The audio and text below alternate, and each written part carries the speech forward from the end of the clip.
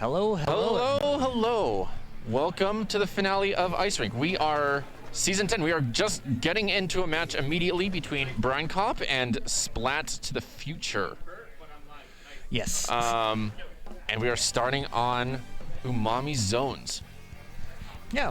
So these are two very interesting teams. Brinecop is missing several people. So there is a... This is Blob Tub Time Machine we're watching, actually. But Brinecop in the line, I believe, is missing several people. So this is a team that is half substitutes. We have Stevo subbing in. Stevo and Godachino. Yes. So Godachino is Jolington's partner, and they have graciously agreed to step up to help keep things neutral. We didn't want to have another team member substitute in on a team that's also competing in the same tournament. Yes. Just doesn't feel good. So that's who we have going on. We're making it work. It's unfortunate that this kind of stuff happens with LANs, but you know, people get sick and can't make it and whatnot. So. Especially around the holidays, it happens. So it's a pretty even start.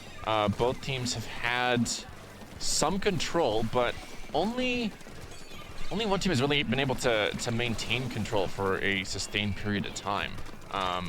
And even then, not for very long. This is the first sustained push that Blob Tub Time Machine has had all game. We see Lunar here, I believe, operating just the basic splatter shot. It's the Octo Shot. The Octo Shot, yes, the Tentatech. Yes, yeah. The special one from the story mode. All right, exchanging some Zuka shots here.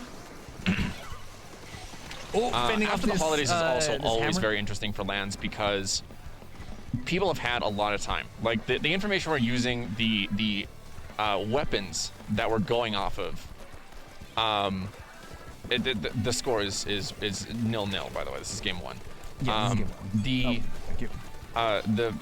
It's been 3 months since people declared what weapons they use and gave us all this information. It's 3 months they've had to play this game, plus a sustained break over the holidays, where whether they're working or whether they're in school, they've had a lot of time.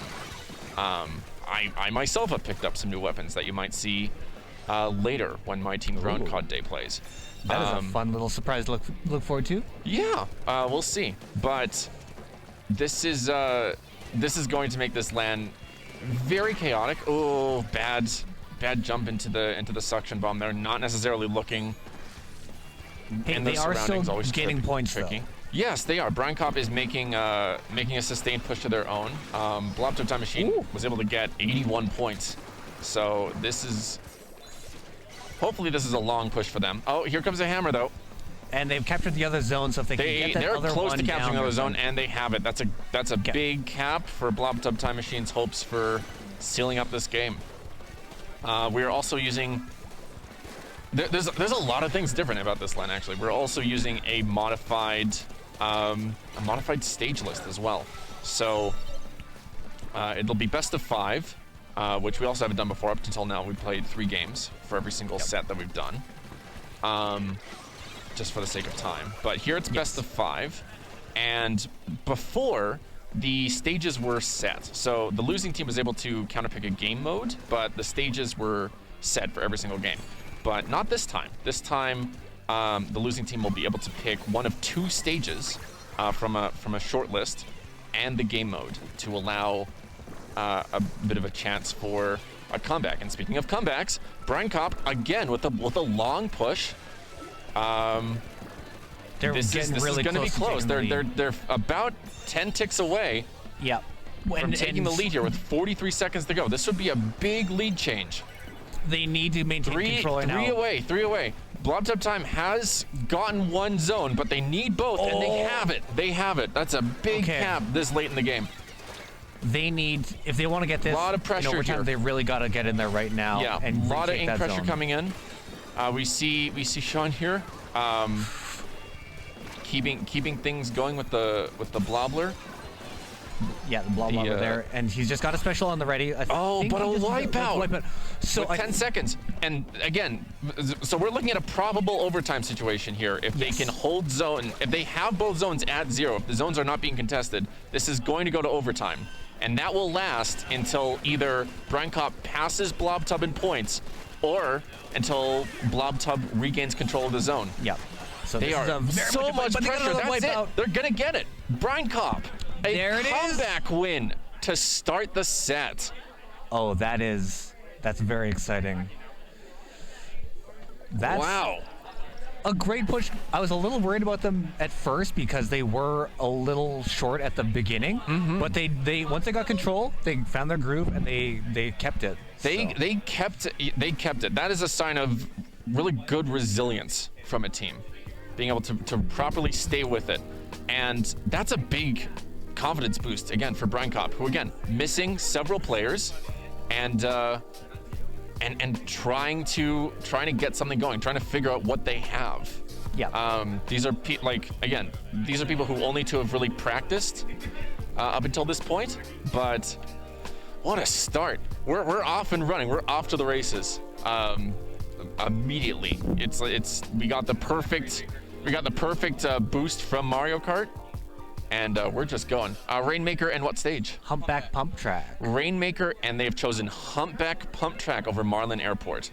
We do not have proper graphics, but there we go. So game 1 is done. Game 2, you'll see the choices were Marlin Airport and Humpback Pump Track. They have chosen Humpback, and Blob Tub Time Machine has also chosen Rainmaker for the game mode.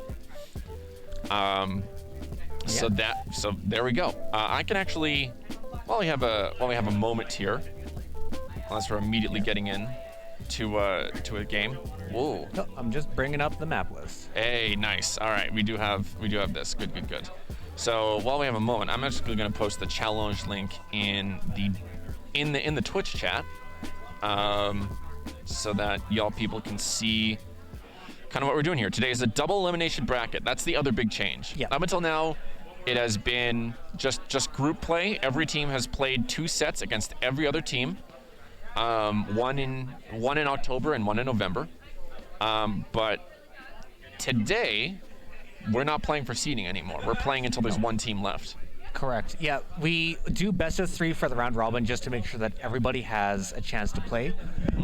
Because with double elimination, the main drawback is that it's a lot, and when you're knocked out, you're knocked out. Like, you don't get to play anymore, which is not a good opportunity to practice. So it is imperative that teams get the opportunity to play as much as they can to learn what their strengths and weaknesses are, so that they can properly get prepped for that kind of stuff. Yeah. So this is the big show. This is the one with they're competing for the medallions. They're competing for the glory. Yes, we should show those on stream when we get a chance. Yes. Not right now. I think we're about to get into a game. Yeah. But when we get a chance, we should absolutely show those on stream. They look amazing. We haven't really had like a medallion of this kind before. No. But yeah, custom 3D printed. Great way to celebrate the 10th season of Ice Rink. For sure. And here we go, Rainmaker on Humpback. Let's see what our teams have. Blobbler, the Reflex, okay. And then the other side, Wellstring, and a Flingza Roller. Rollers can be pretty devastating here in the right hands, just because of the bulge in the middle of the stage and how lumpy a lot of the stage is. A lot of stages don't really have these kinds of like gradual curved platforms. It's used to what a triple kill with hammer right off the bat, hammering that lumpy bulge like crazy. Yeah, Music Glory trying to get in as quickly as possible and get check, and they have solid start. Very solid. Checkpoint's also big because are they gonna be able to push Rainmaker here? They are just a little bit. That's also big as well. Both teams have to go through the checkpoint before they can get to the goal pedestal. Ooh, that's a stop to that push. But yeah, that's a good start push, 40. So the other team, so Brinecop's gonna need to at minimum get checkpoint, pop the shield again, and then push it forward to be able to retake lead. Oh, a good pick from the Rainmaker explosion. Yeah, very surprising to see that. Great to see. Music Glory going down to the barrage of pain in front. They will get checkpoint here. We do see a flanker coming up behind them, though, so that Rainmaker is very much in danger. Yeah, this is a triple kill with the explosion. That feels bad. I've been there many times before. There's a bit of cover. Yep, and the last one up though, Ray with the 52 is able to stop the push. That's pretty big. Oh, there's a super jump coming in here. That is this is a not great, but the Flingza is able to take some stuff back. Whoa! Here's the wipeout. We're going way back and forth here. Yeah, Blob has control of things right now. To the They're wipeout from Brinecop with another wipeout.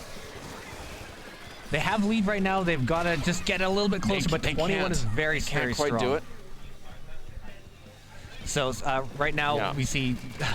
Now they got to clear out their zone. Steve-O not able to get the pick there, but Conans is able to go down anyways.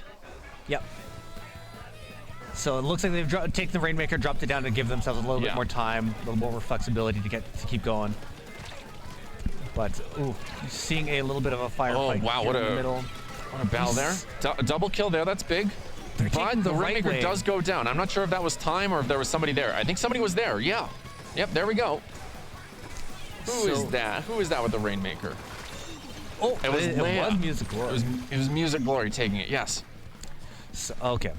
So now the Rainmaker's back there. We've got a bit more. Yeah, the Wellstring with the being able to, as a bow and arrow, being able to curve shots over and do damage to the shields and maintain pressure from there. Also, the shots on landing will explode after a short burst when it's fully charged.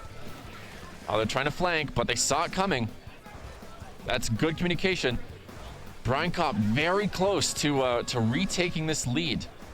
Yeah, we're at 39, 21. They've regained lead. They're not going to get the pedestal here and get the full knockout, but that's a big lead for Blob Time Machine to respond with, to have to respond to. There's a lot of time left though, so there is over 100 seconds. Blob Tub able to get it off the pedestal, catch some people sleeping. The reflex is gonna cap it there. Sean not committing as hard, staying back. That's very important in a situation like this. You need your team to stay up and not feed. Especially since Brinecop now has lead. Yes. There's no reason to play like too aggressive here. You still need to coordinate, but you can be patient. Stay back. Yep. Farm missiles. Try to pressure. And we're seeing going around here. We'll see if they can this is a good flank. That's a very good flank. They might get the. Oh, they do pop the super jump there. So it's another double. And we see again that's big because the goal here for Brinecop, they don't have to play as aggressive as Blob Tub is right now. They have the lead. If the game ends right now, they win. But sometimes you got to go for the glory. Sometimes you do have to go for the glory. You let the intrusive thoughts win. Or if you get a good push and you can push it yourselves. Oh wow. 30 points left on the timer. So yeah, 30 seconds now. This is last life territory. After this point, if you go down, you might not have enough time to respawn and get back in the action before the game ends. Oh, the hammer, that's big. Yeah, pops the shield. Good play by Lunar. Yeah, Blob Top is gonna get one last chance here. They have the Rainmaker with time elapsed. We're gonna see an overtime here, I think. It looks like we're going to overtime again. So they're a little staggered though. Sean and Ray are able to pick some people off. Ray trying to get in. No, the 52 is denied. Here comes missiles. They had to move. And they couldn't get it. Wow. Whew.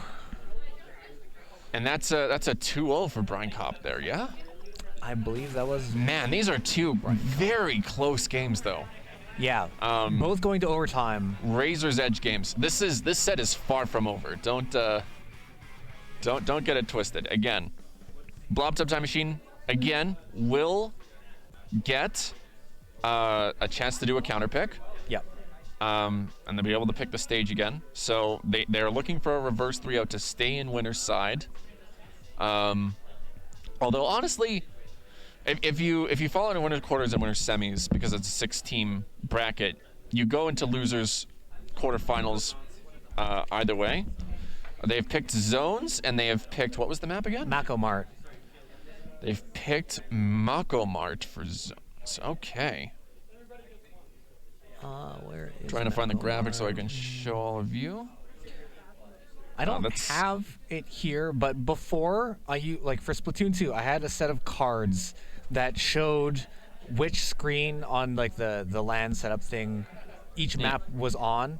Okay. Because I eventually wanted to have like an ability to like have people shuffle a card deck in order to draw a random stage. Yes. And I wanted TOs to have an easier time finding it on the thing because this is something I struggle with all the time. Yeah, that's okay. It happens. That's a good idea, though. That's a good idea. So game 3, again, the choices were Mako-Mart or Hammerhead Bridge. They chose Mako-Mart. I would have done the same as well. Hammerhead is a very narrow, snowbally map. If you don't get immediate control, then it's not fun. Your options for getting in, for getting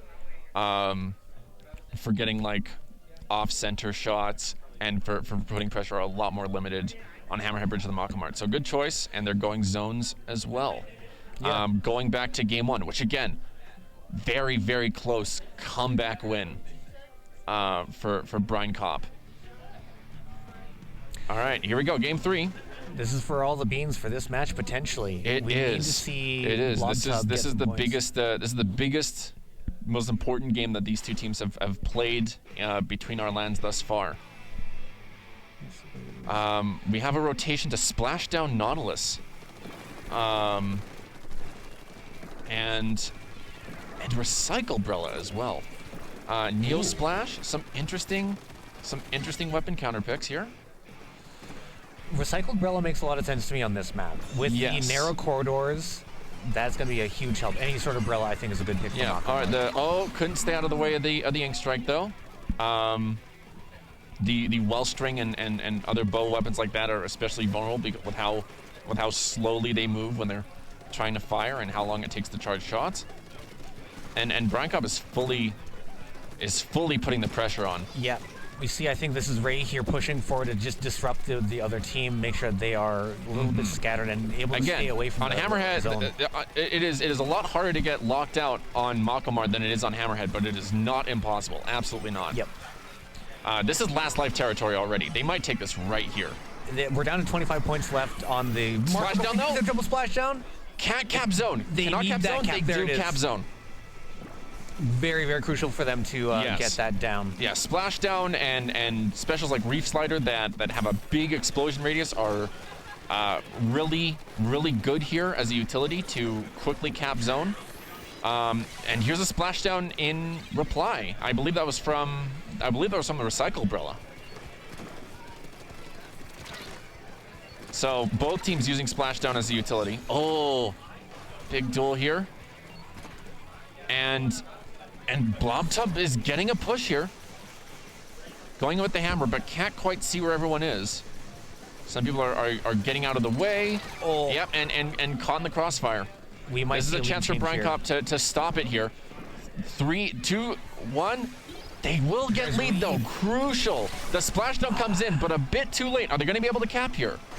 They do. Cap. They get the wipeout and they get the cap, but Blob Tub got the lead. That is an incredible amount of points gotten from both teams in the opening. Yeah, we have 2 minutes 40 really seconds long left. pushes to start out here. It's very similar to what we saw, the volatility of game 1, which also where both teams also scored over 80 points. Another Splashdown, but again, it's only able to partially get it. The penalty for scoring doesn't come in until they fully cap it, which they do now. Ooh. So the points are ticking down on the penalty here. We see them trying to. And we have another Splashdown ready here. Yeah. Now? Is it now? Oh, it's canceled. I think some of the fists still came down, but the Splashdown itself, the main explosion in the middle, was canceled. And a wipeout. Big for Brinecop. Very, very big for Brinecop. We see them taking down to their penalty. I think they'll be able to get through the penalty. About 20 or 25 ticks left from retaking lead here. still. Oh wow, that's a tough challenge. Challenging Blobler in that narrow corridor is so risky. They will retake it here. Can they get the knockout and finish this set? Splashdown will challenge it, but the ink strikes to cancel out the explosion. 5, 4, the hammer coming in. Is it enough? It is not, and it's a 3-0, a nail biter 3-0. Wow. So that goes to Brinecop. Brinecop advances to winners semis. Blob Tub Time Machine falls down. Brinecop, again, with 2 day of substitutions, is through. That's incredible. I'm honestly very happy for them. I hope that Blob Tub Time Machine that doesn't get discouraged, because all those matches were very, very close. A few other choices, and that could have been easily in their favor. I agree, Andrew. Thank you. This is a close set. Again, the final score is going to be 3-0, but every single game was very, very close, and could have gone to either team. That's a tough 3-0 to lose for Blob Tub Time Machine. Hopefully they're able to recover mentally from it and get ready for losers quarters. And for Brinecop, I mean, what a start! What a motivator for them going forward. I imagine they were pretty nervous coming into the LAN, just with needing subs and whatnot. But this is like a glimmer of hope for them. They've got a shot. Mm-hmm. They know what they have now as well. They have that familiarity. They clearly have that repertoire, and it's working. Best of luck to them in the next set.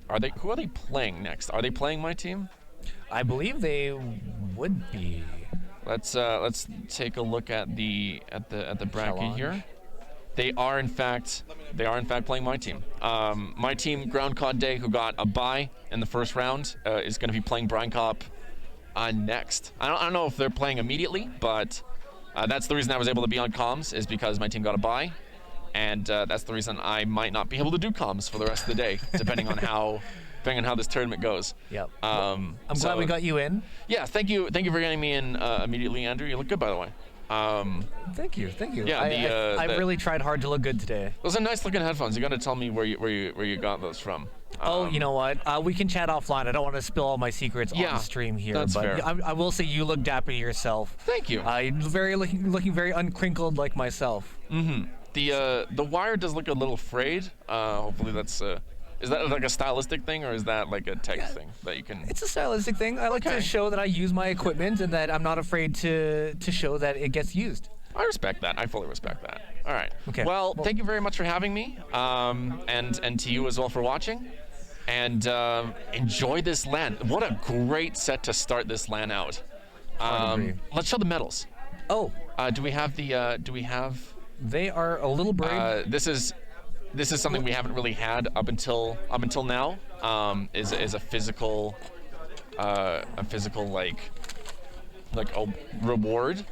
We have had like other things in the past, but nothing customizable. But today we do have gold, silver, and bronze medals for the teams, custom printed, and here they are. This is what we're fighting for today. Again, the first LAN back in October was just for familiarity, getting used to competing in a LAN environment. November was for seeding. It was to figure out which teams were best and worst going into today, because today we're fighting for these. Yep. You got to do it for the shiny bits of recognition. You got to do it for the shinies. Yeah. All right. Well, thank you, Sam. Good luck on your matches. Yes. And have fun watching the rest of today. If I'm unable to hop on comms again for the rest of the tournament, I'll see you when I see you. Okay. Take care. Pleasure having you. Bye. See you in a bit. Hello. Ladies I am not in. We're not in frame. No, I'm not in frame. Let's move the camera backwards a bit. Yeah. Okay. We are. Oh, perfect. Wonderful. Excellent. Am I in frame? Kind of. I'm still off to the side. Here, I can. Let's scooch over. There. Okay, I'm back. Yeah. Ladies and gentlemen, welcome to the first annual Jimmy Carter Memorial Splatoon Tournament. Yes. I am Joelington. This is Banana. What is your favorite Jimmy Carter memory? Mine is that time that he went into the nuclear reactor. Yes. Yes. Yes. Yeah. we are getting ready to show you only the hottest Splatoon action. We are going to be watching Fintersteller take on Deja Fugu in our winner semifinals. Yes, so Fintersteller just won their set over on the non-stream setup. It was 5 very close games. They barely scraped through. The other team put up a very valiant fight against them, but they were able to score the win, and now they are on to winner semifinals. Yeah, and Deja Fugu, by placing first in our first LAN of the season, they have received a bye for this round. So this will be our first time seeing. We're getting some insider information. Not semifinals. The semi-semifinals. Yeah, the semi-semifinals. The quarterly finals? The quarterly finals. Yep. Bi-weekly finals. Bi-weekly finals. Yeah. Regardless, we are going to be watching Fintersteller take on Deja Fugu. I believe we have a. Just scooching closer. I'm still off frame a little bit. Yeah. Here, I'll scooch over and make sure there's enough room for you. Yeah. Two very strong teams. Yes. Yeah. What do you? I mean, you probably watched a bit more of Fintersteller's last game than I. So there was some very much back and forth. So the teams that the other team that was against Fintersteller was doing was Fintersteller would get an early lead, but then the other team, which name I cannot remember, would like reach back and just like pull the game in the other direction. And in the final round, they were about to do that, but they were able to pull it around again and score the win. All right.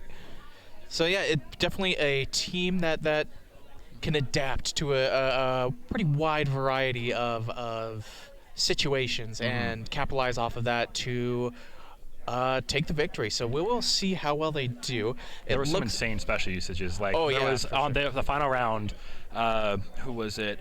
Illudin's was on the tower, and a splat bomb was thrown on the tower. I'm like, oh, they're gone, they're dead. And then they popped their splashdown just to avoid it, and just like avoided the bomb, and it was crazy.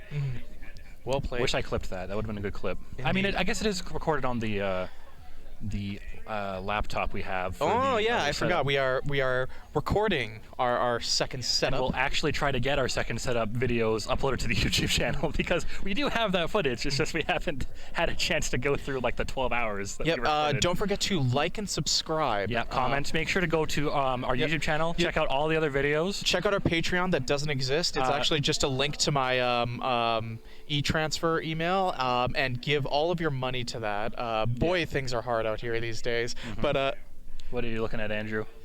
I'm looking at the team list. Oh, okay. Okay. You looked very confused. Yeah. Okay. How's about you tell us which map is coming up first? What is the here? first map? If I remember, it is a towers on something. Well, if we were going to semifinals, it would be Tarzan. Oh, okay. But we're on the semi-semifinals. The Septua Centennial Finals. Yeah. Okay.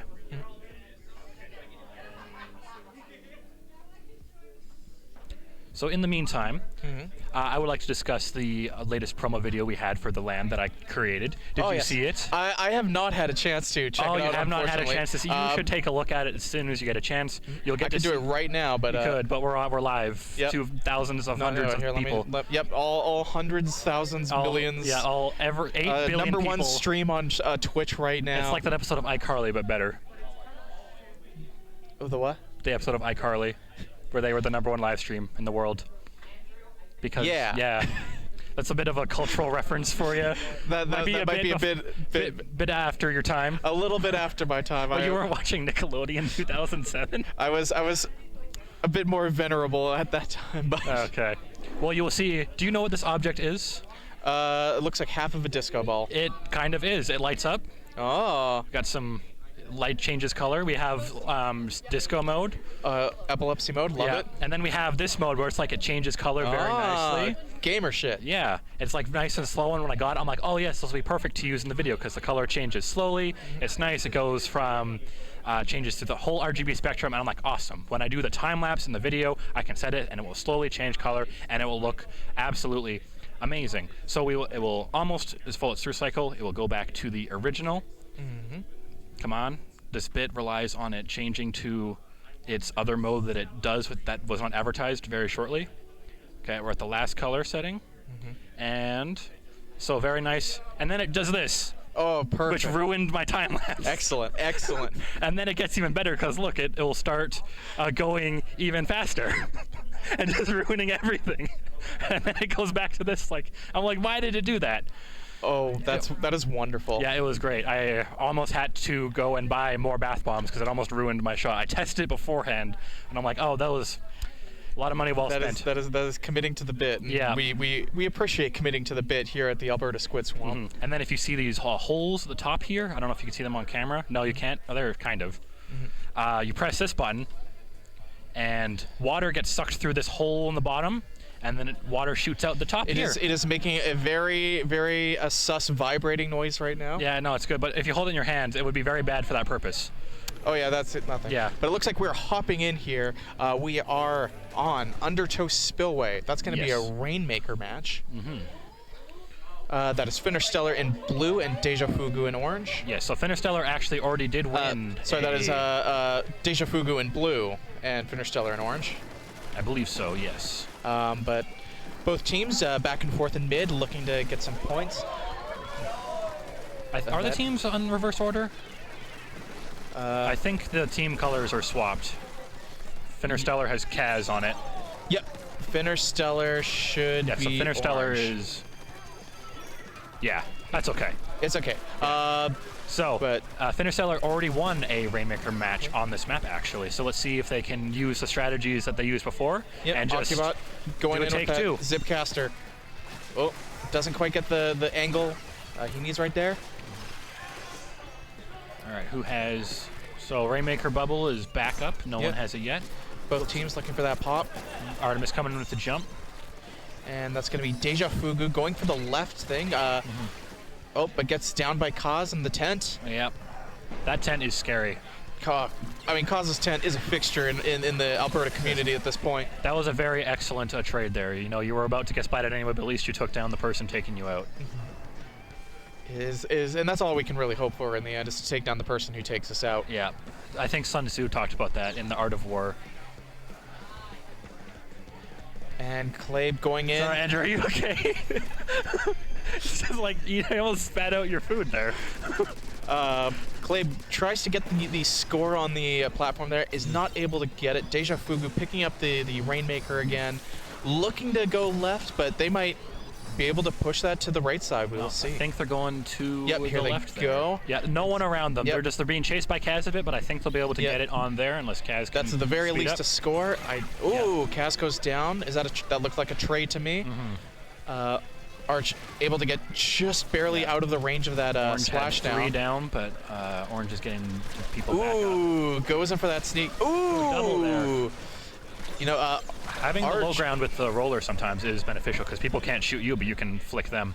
Arch with that carbon has we've been seeing a lot of it this season, and it is scary. Using the back to That was unfortunate. that was just taunting at Yeah. that point. But Did they get a few points on the board? I think they got a few points. yep. The slow walk. Fintersteller does have a very nice score right now, but it is unfortunately not enough to beat Deja Fugu's current score. So they're gonna have to make a play, and Deja Fugu is ticking down that clock. Yes. Uh, Getting 2 goes down, points with but- the trade there. Yep, Clabe keeping some Overwatch with the heavy edit there. Moves back. They got the nice lemon soda for their teammates. Oh, they're going for it. Off. Gets downed. Clabe was ready for that. Archinoff Okay. is there, goes down. That's going to be Fintersteller able to push it out of their zone, Yes. which is they're going to be very happy to get it out of there for sure. They have the Tacticooler up. They should be able to be more aggressive now. And just looking to get a few splats. Gets Melly. All right, Squiffer coming in. There.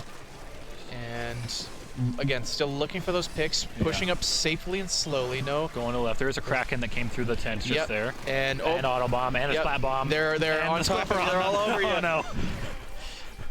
And that's going to be ooh, with both teams, one player down. Yeah. about Rainmaker's using that? essentially in mid right now. Yep. Bit of back and forth. Both teams looking for a few picks. Again, another trade in mid. Both teams down one player right now. Yeah, Fintersteller is just looking to keep the status quo the way it is. If they just keep things the way they are, they will score the win. And Kaz carrying. Yeah, Going. Looking for that opening. Sees it on the left side. Yeah, there is no one there. Occubot might get them with the Splat as they go across. Yeah, they do. Yep. Good snipe for Occubot right there. But they are defending hard. Yeah. I think Blue will get the pop on the Rainmaker there. Yep. Ooh, that is a very well-placed splashdown right there. Oh, still contested on the Rainmaker bubble now. Oh, Fintersteller gets it. Moved up a little bit. Yep. That would be Deja Fugu. Defending this area pretty well. Fintersteller did just pop Soda, so they're going to be a little bit stronger, but they still need to be able to get those picks in order to push up, and they're just not getting them at the moment. No. Only 15 seconds left of the match. Yeah, they are going to have to have a more or less perfect run from this point forward. The Kraken. Oh, they avoid the Kraken. Oh, they're jumping out. And resetting it, and there's not going to be enough time on the board for them to... it's overtime. It still counts as overtime. I was not aware Still of counts that. as overtime, but... Okay, they pick it up. They have to do it now. Yeah, it's now or never, as the old saying goes. And no, there they go. So Deja Fugu taking our first round. Yes. Fintersteller is going to have their choice of Crableg and Lemuria for that second round pick. I am interested to see what they go with here. What map would you pick out of your personal preferences of maps? I mean, Crableg is one of my favorites in the game. I think Tower on Crableg is just pretty fun. It's a very fun mode, but I think that's going to serve them a little bit better than a Rainmaker. They were able to get Rainmaker wins in their other match, but it seems like this team just is able to figure out their strategy and use it against them. And Fintersteller, though, I think their long-range presence is a bit stronger, and I don't know that Rainmaker is a mode that rewards that sort of playstyle as much. It's Rainmaker is all over the place. Same with Clam. So we will see what they end up going with, but I would not be surprised to see a Tower or a Splat Zone come up here. Now, Lemuria Splat Zone would be an interesting choice. It is a split. It's 2 zones? I thought it was... Oh, no, Lemuria, not. I was thinking Crableg.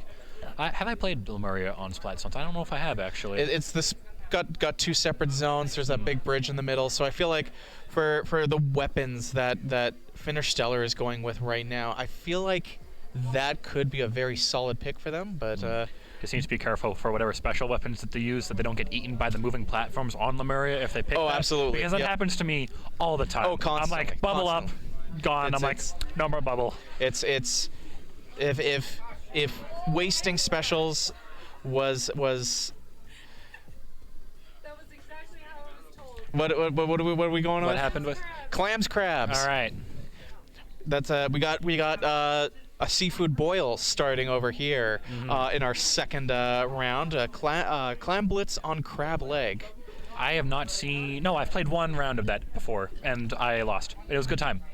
It's crab leg, also a very good map for clam blitz, I find.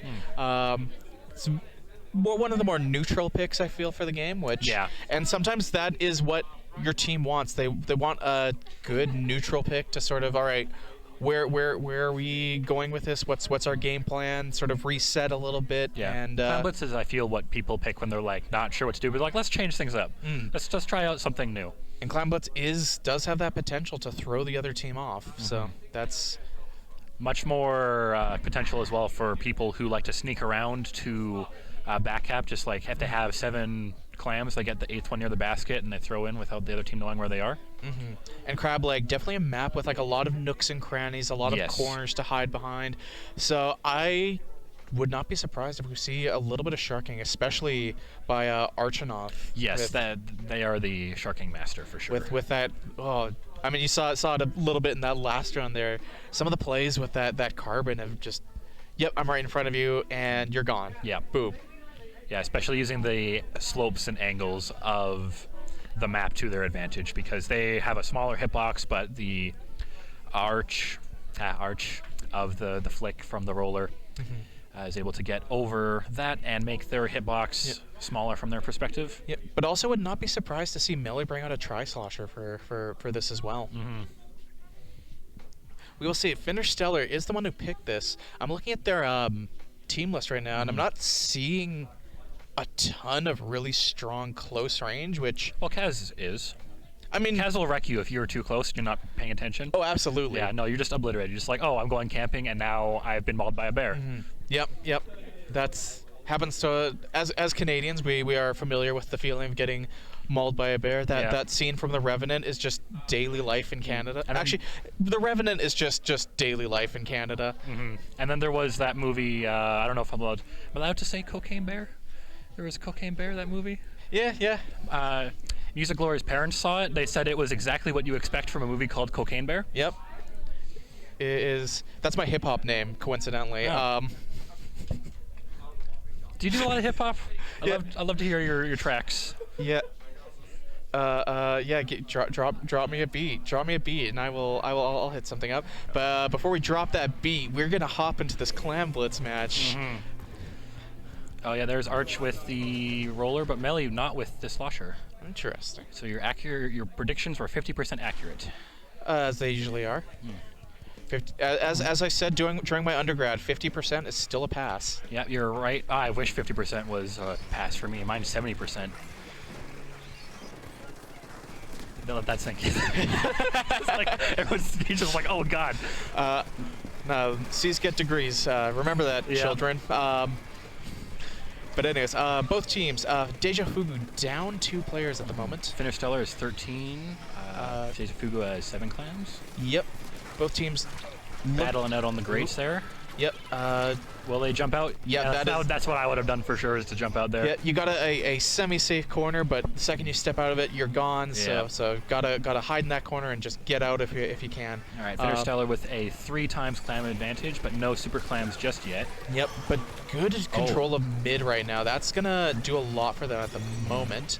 Cause sitting on that vacuum, waiting for an opportunity to pop it, using Avoiding the that Kraken. Good job. And they are throwing their clams on the bridge. Yeah. So whoever comes up will. Oh, they got 2. Yep, and they're going for it. But I think. Oh, well, I can't really see with the angle we got. Yeah, it is. They're close. It is a bloodbath on that ramp right now. They were able to get splats, but they weren't. Oh, and there he goes. There's the break, able to push through, just barely get that break. Kaz get more points. Nope. Deja Fugu playing a very strong defensive game.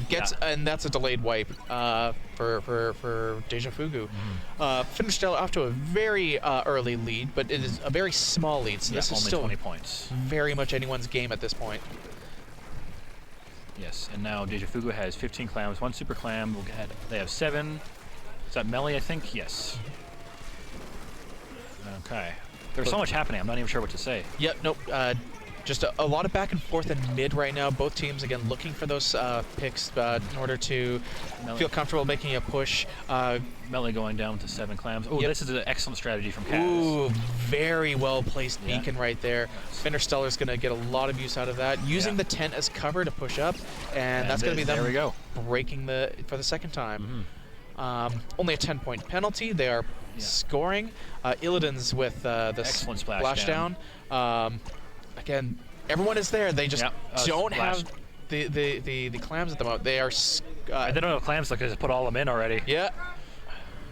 Fintersteller, very strong lead at this point.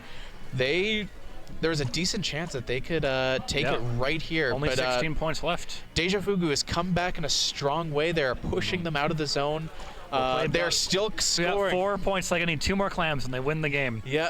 I don't see any clams from where we're sitting. Yeah, I think that's going to be it for this push. Oh, they have a ton of clams. Well, they have a super clam. If they're able to.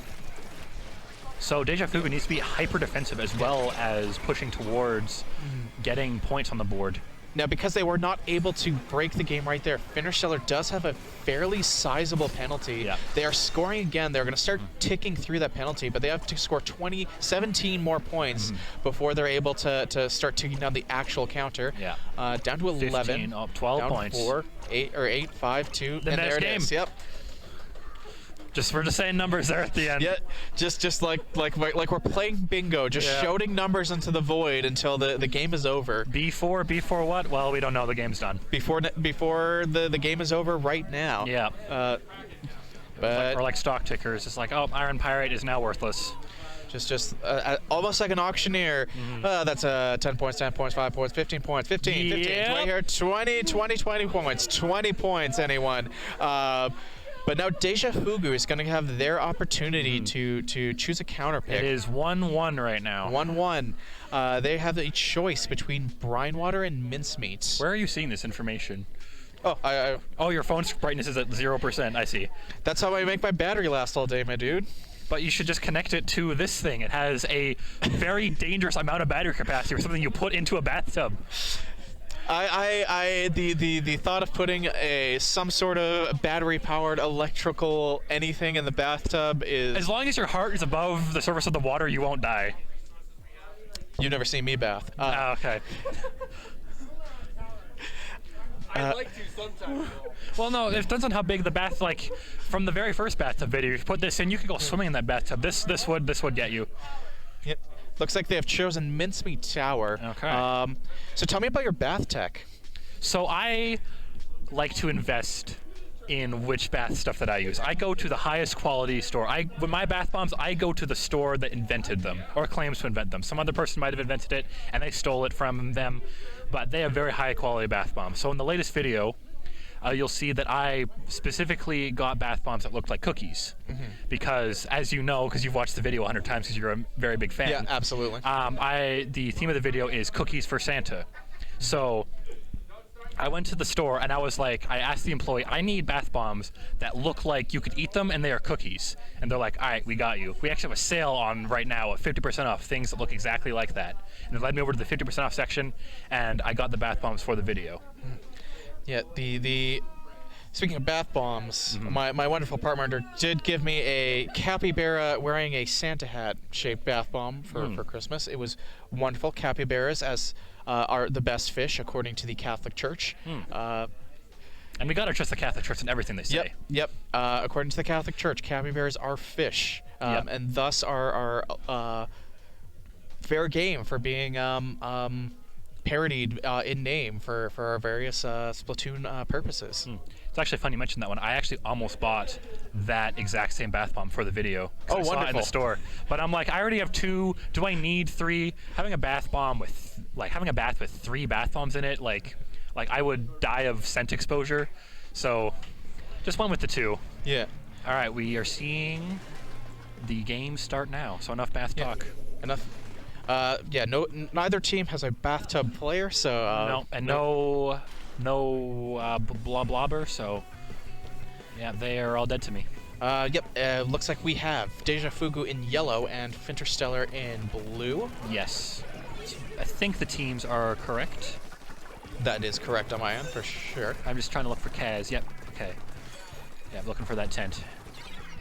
And both teams have a tent. Never mind, that my test is not useful right now. Wow, they're already past checkpoint 1. Yeah, Fintersteller. Breaking through that first checkpoint. Mincemeat, a map that has 3 checkpoints, so we're gonna see a lot of back and forth, especially when they hit double hit with the hammer there. Yep. Getting one with the they're right in the middle of that ink vac though. Will they get the ink vac? I believe they did. They're getting the spots, but they are not getting enough, and they are able to just jump right back into the fray there. Deja Fugu not ready to let them take it just yet. They're taking the tower back. Fintersteller, very strong lead to start this match out with. It's 3v1 Kaz. Yeah, Kaz jumped out of there as I would have done as well. Yep, nope, that is the play there. Will they get the... Ooh, no, I don't know if that's the best angle for that. No, they almost got it, but not enough trigonometry. Yep, and using the truck as cover there. Yeah, that was some good trigonometry there. Yep. Roller under the grate. That is not my favorite position to be when I'm top of that grate. Yeah, for sure. Fintersteller still pushing it forward. Quirky and Kaz riding the tower at the moment. Right, there is the cooler is down from there. Yep. Arch miss. Oh, gets the gets it. Yeah, miss then get. And good pick right there for sure. All right, getting the tower back towards the mid, hoping to get some points from the board. And Deja Fugu is still yet to put points on the board, but they are pushing it. Ooh, yep, gets double teamed there by Quirky and I think that's Kaz as well. Yeah.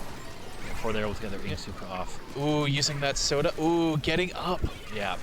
That's it's a very tricky thing to do in the heat of the battle, but they were able to pull it off. yeah, and that is a good position to be attacking from because it's you only need one person to ride the tower. So if you have the rest of your team up in their base, just picking them off before they can actually get to your team.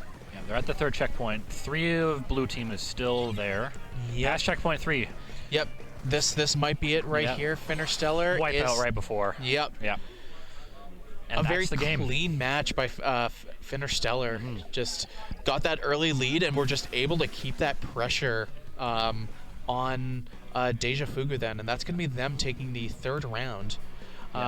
3 out of 5, so they have 2 points. They need 1 more point to win this set. Yep. If Fintersteller takes this next match, that's going to be the set in their favor. However, if Deja Fugu is able to pull away the next 2, they're gonna. All right, we're going to I heard zones, and I heard Octo, which is a map. That is. What is Octo? What is Octo? 8. It means 8. 8. That is, well, it's Oct. There are no maps that have 8 zones. However, Wahoo World. That makes sense. Yeah. Octo means let's Wahoo World. Ooh, I'm getting a close look at these medals for the first time. Yep. Careful with the back. I know the shiny stuff does have a propensity to rub off. Okay. I will not touch. But the medals for this season made by the wonderful, lovely, and very attractive Andrew. Yes, I agree, 100%. And then the miniature logo was created by Illidan's, one of our competitors currently playing on Fintersteller. One of the teams playing right now. Yes. Hopefully they will be able to take home the one of the medals they helped create. Indeed. I was considering asking Andrew to be like, can you buy some like neon orange and pink filament for like participation medals? Yeah. And yeah, what graphic are we putting on our participation? That's a good question. I think it would do the same design, but it would just be like instead of first place, it'd just be like participation. But it'd be I think the neon orange and pink would like really sell it as like just a you little, came here. A little thumbs up that said you tried. Yeah, that's what I got every year when I was in like soccer. So I got the you tried medal. Had like the Tim Hortons shirt on it. Yeah. See, I didn't even get those. I only got participation trophies at the science fair. I got. And now I add up numbers for a living. I didn't get a participation trophy at the science fair. My team was second last. I got nothing. They're like, get out of here. You sucked. How do I stop the match right now? You press the minus button. Well, I did, but it's not doing anything. You disconnect your switch from the dock and then restart everything. I'd say just tell them to wipe it.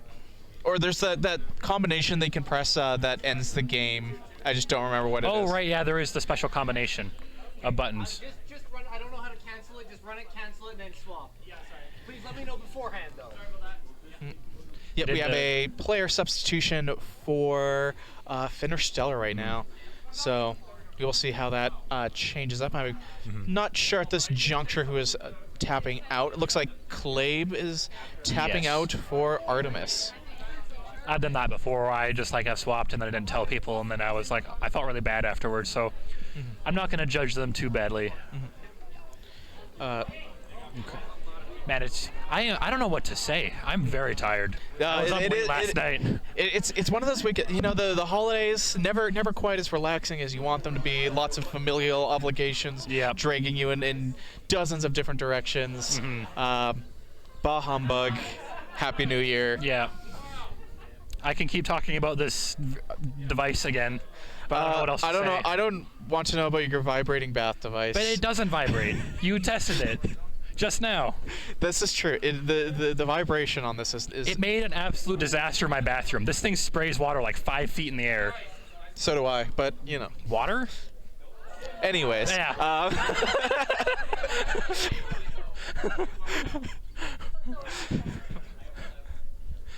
All right, let's change the subject. Ladies and gentlemen, what did you get for Christmas? I would love to hear. So I heard you got the capybara bath bomb. What else did you get for Christmas? Oh, my wonderful partner got me as well a nice new monitor, so I don't have to steal the monitors we use for the LANs anymore. Nice. What resolution is it?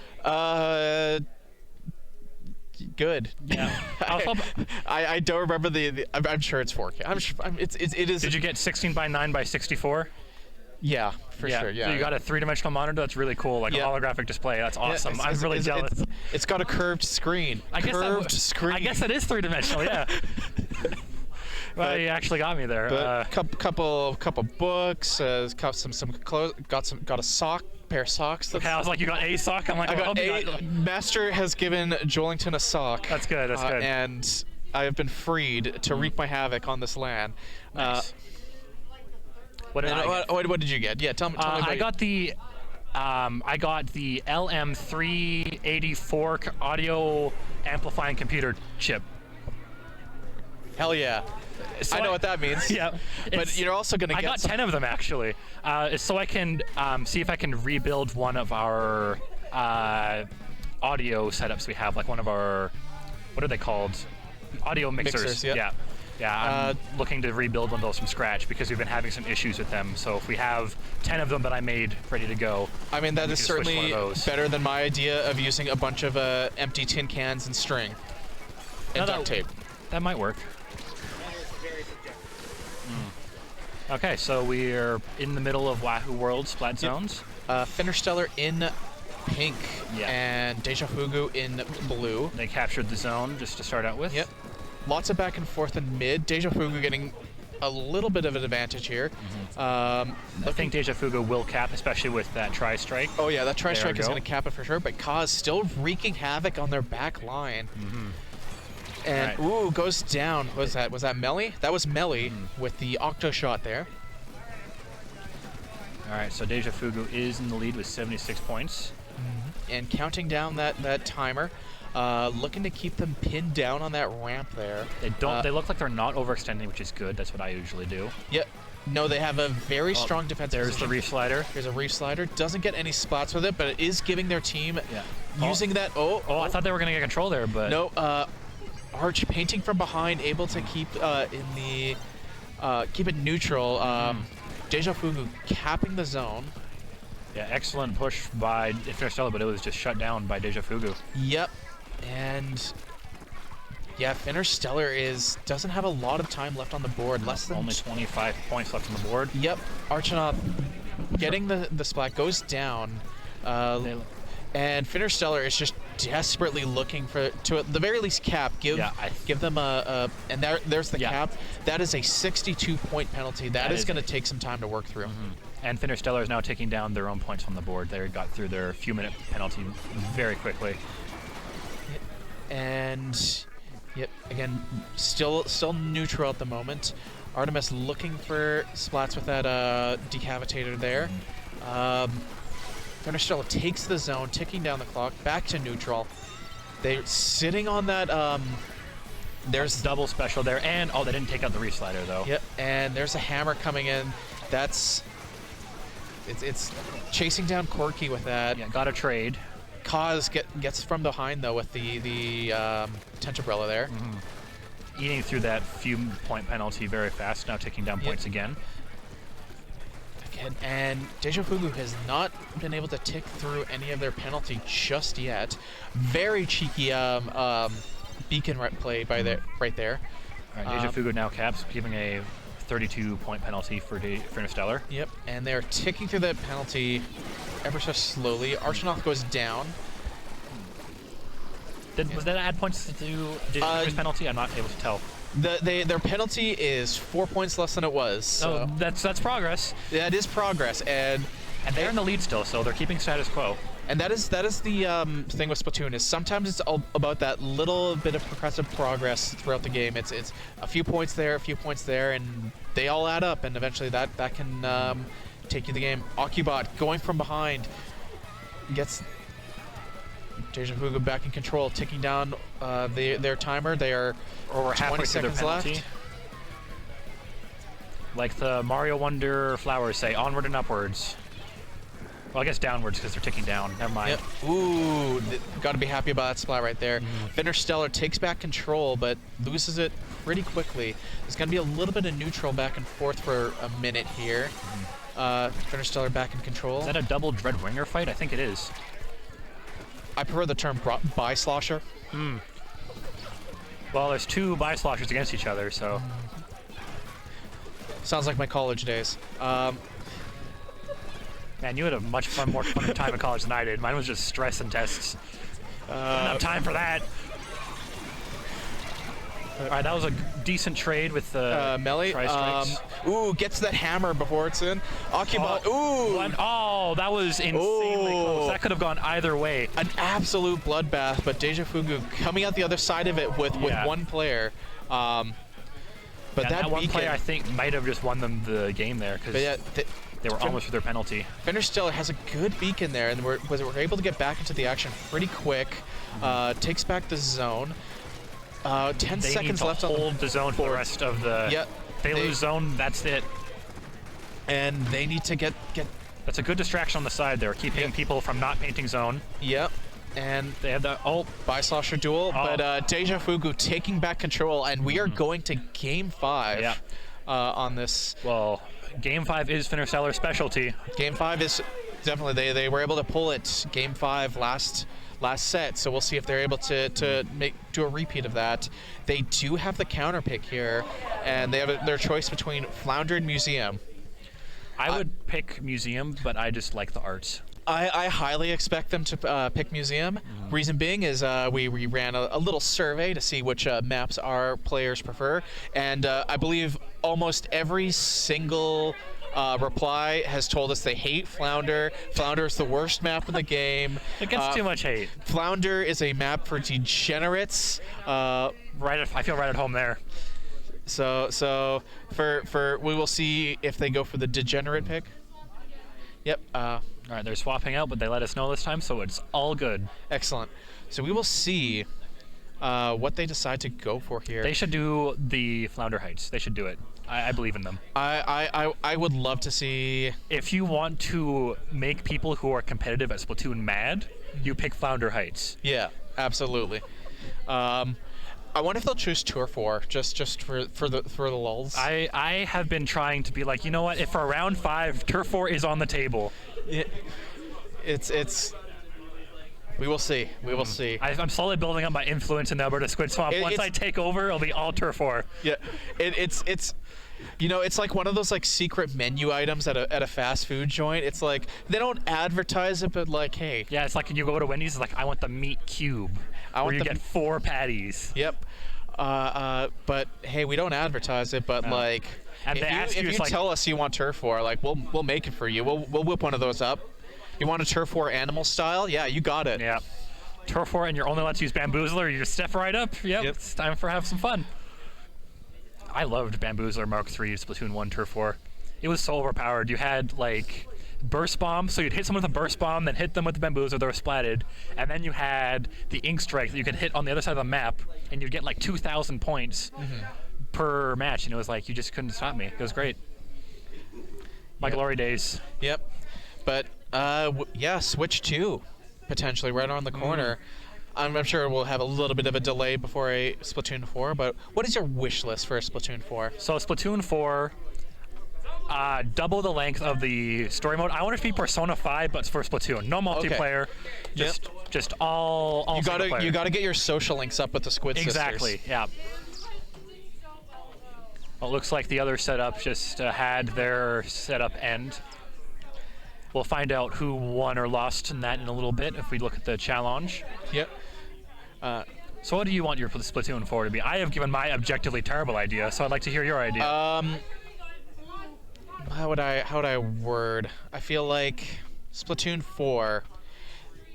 Okay, what if instead of a 4v4, it was a 1v1, but instead of shooting each other, you had like 2 health bars and used like punches and kicks. Also, it's 2D now. So ARMS, but worse. That's difficult to do. I love ARMS. Well, here's the thing. For Switch 2, I want them to make a sequel with ARMS, but you know those like Ring Fit... The Rincon? The Ring Fit, no, the thigh strap. Oh, yeah, you get 2 of those. 2 of those, and it's called Legs. Legs. That would...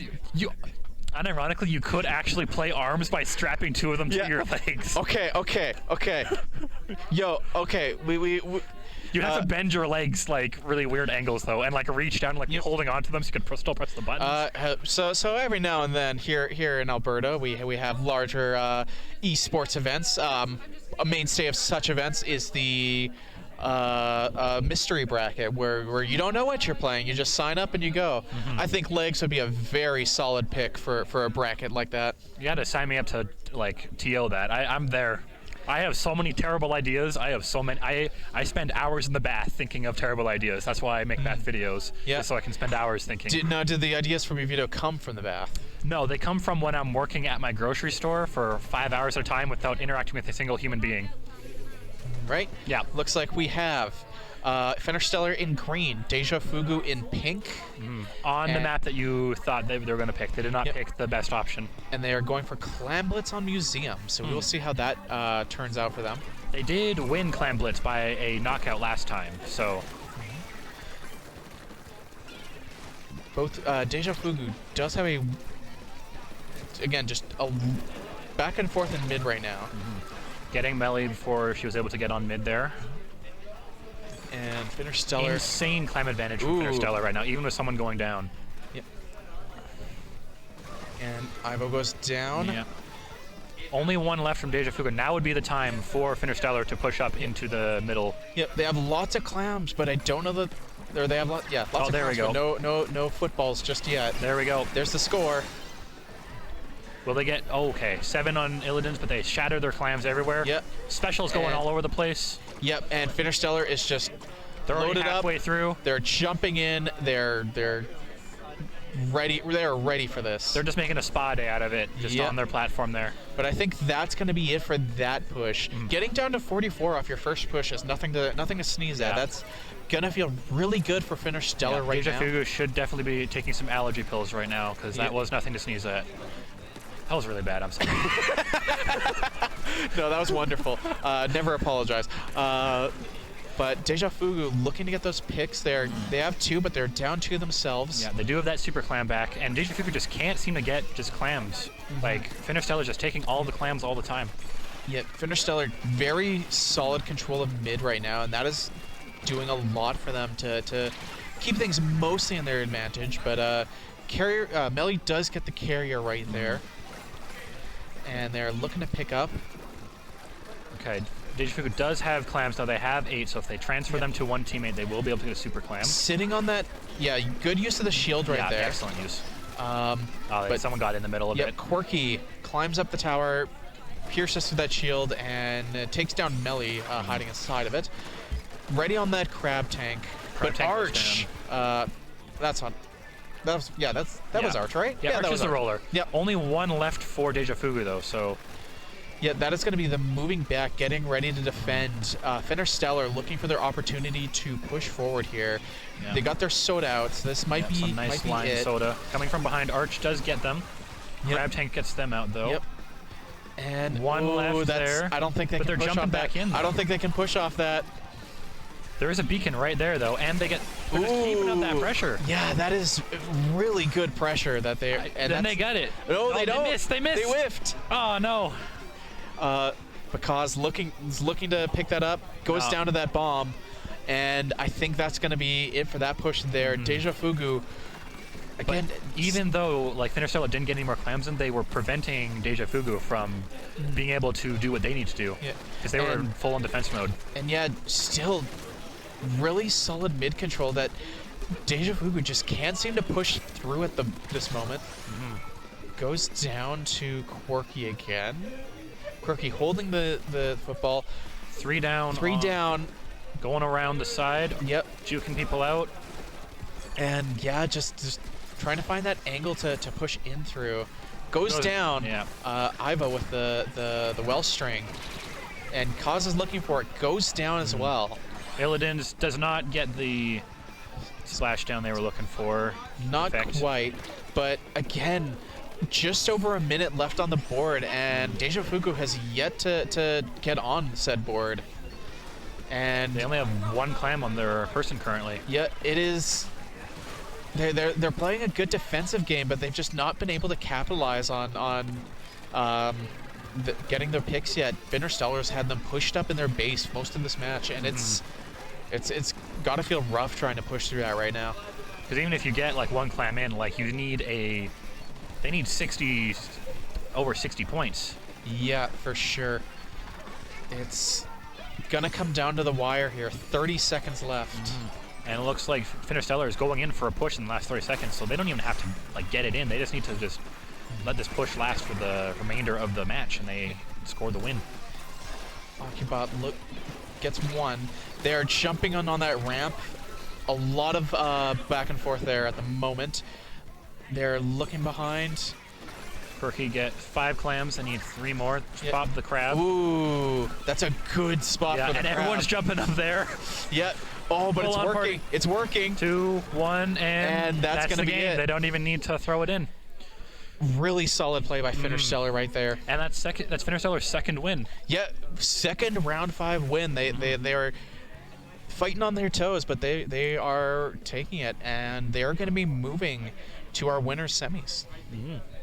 They've defeated the Septua Centennial Finals, and they will be moving on to the last round. I think that's how that's working. I don't know how the setup works. I'm used to round robin. It's on the bracket. It's all good. Yeah. It'll get figured out. But we are going to cut to a quick break, but we will be back at you with some more Splatoon action in just a moment. See you around. I'm waving in the wrong hand again. And we are back for more hot squid action in your neighborhood. I am.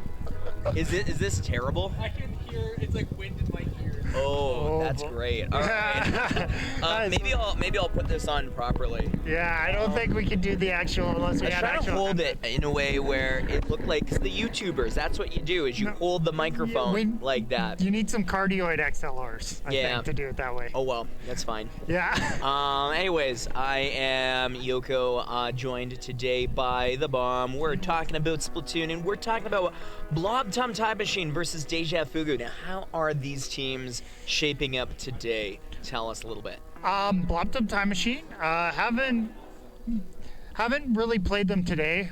We've got Sid, Music, Conehands, Tomic, and Lunar playing their respective weapons. It's a solid loadout right there. Yeah. And then Ivo, Control Dog couldn't be here today.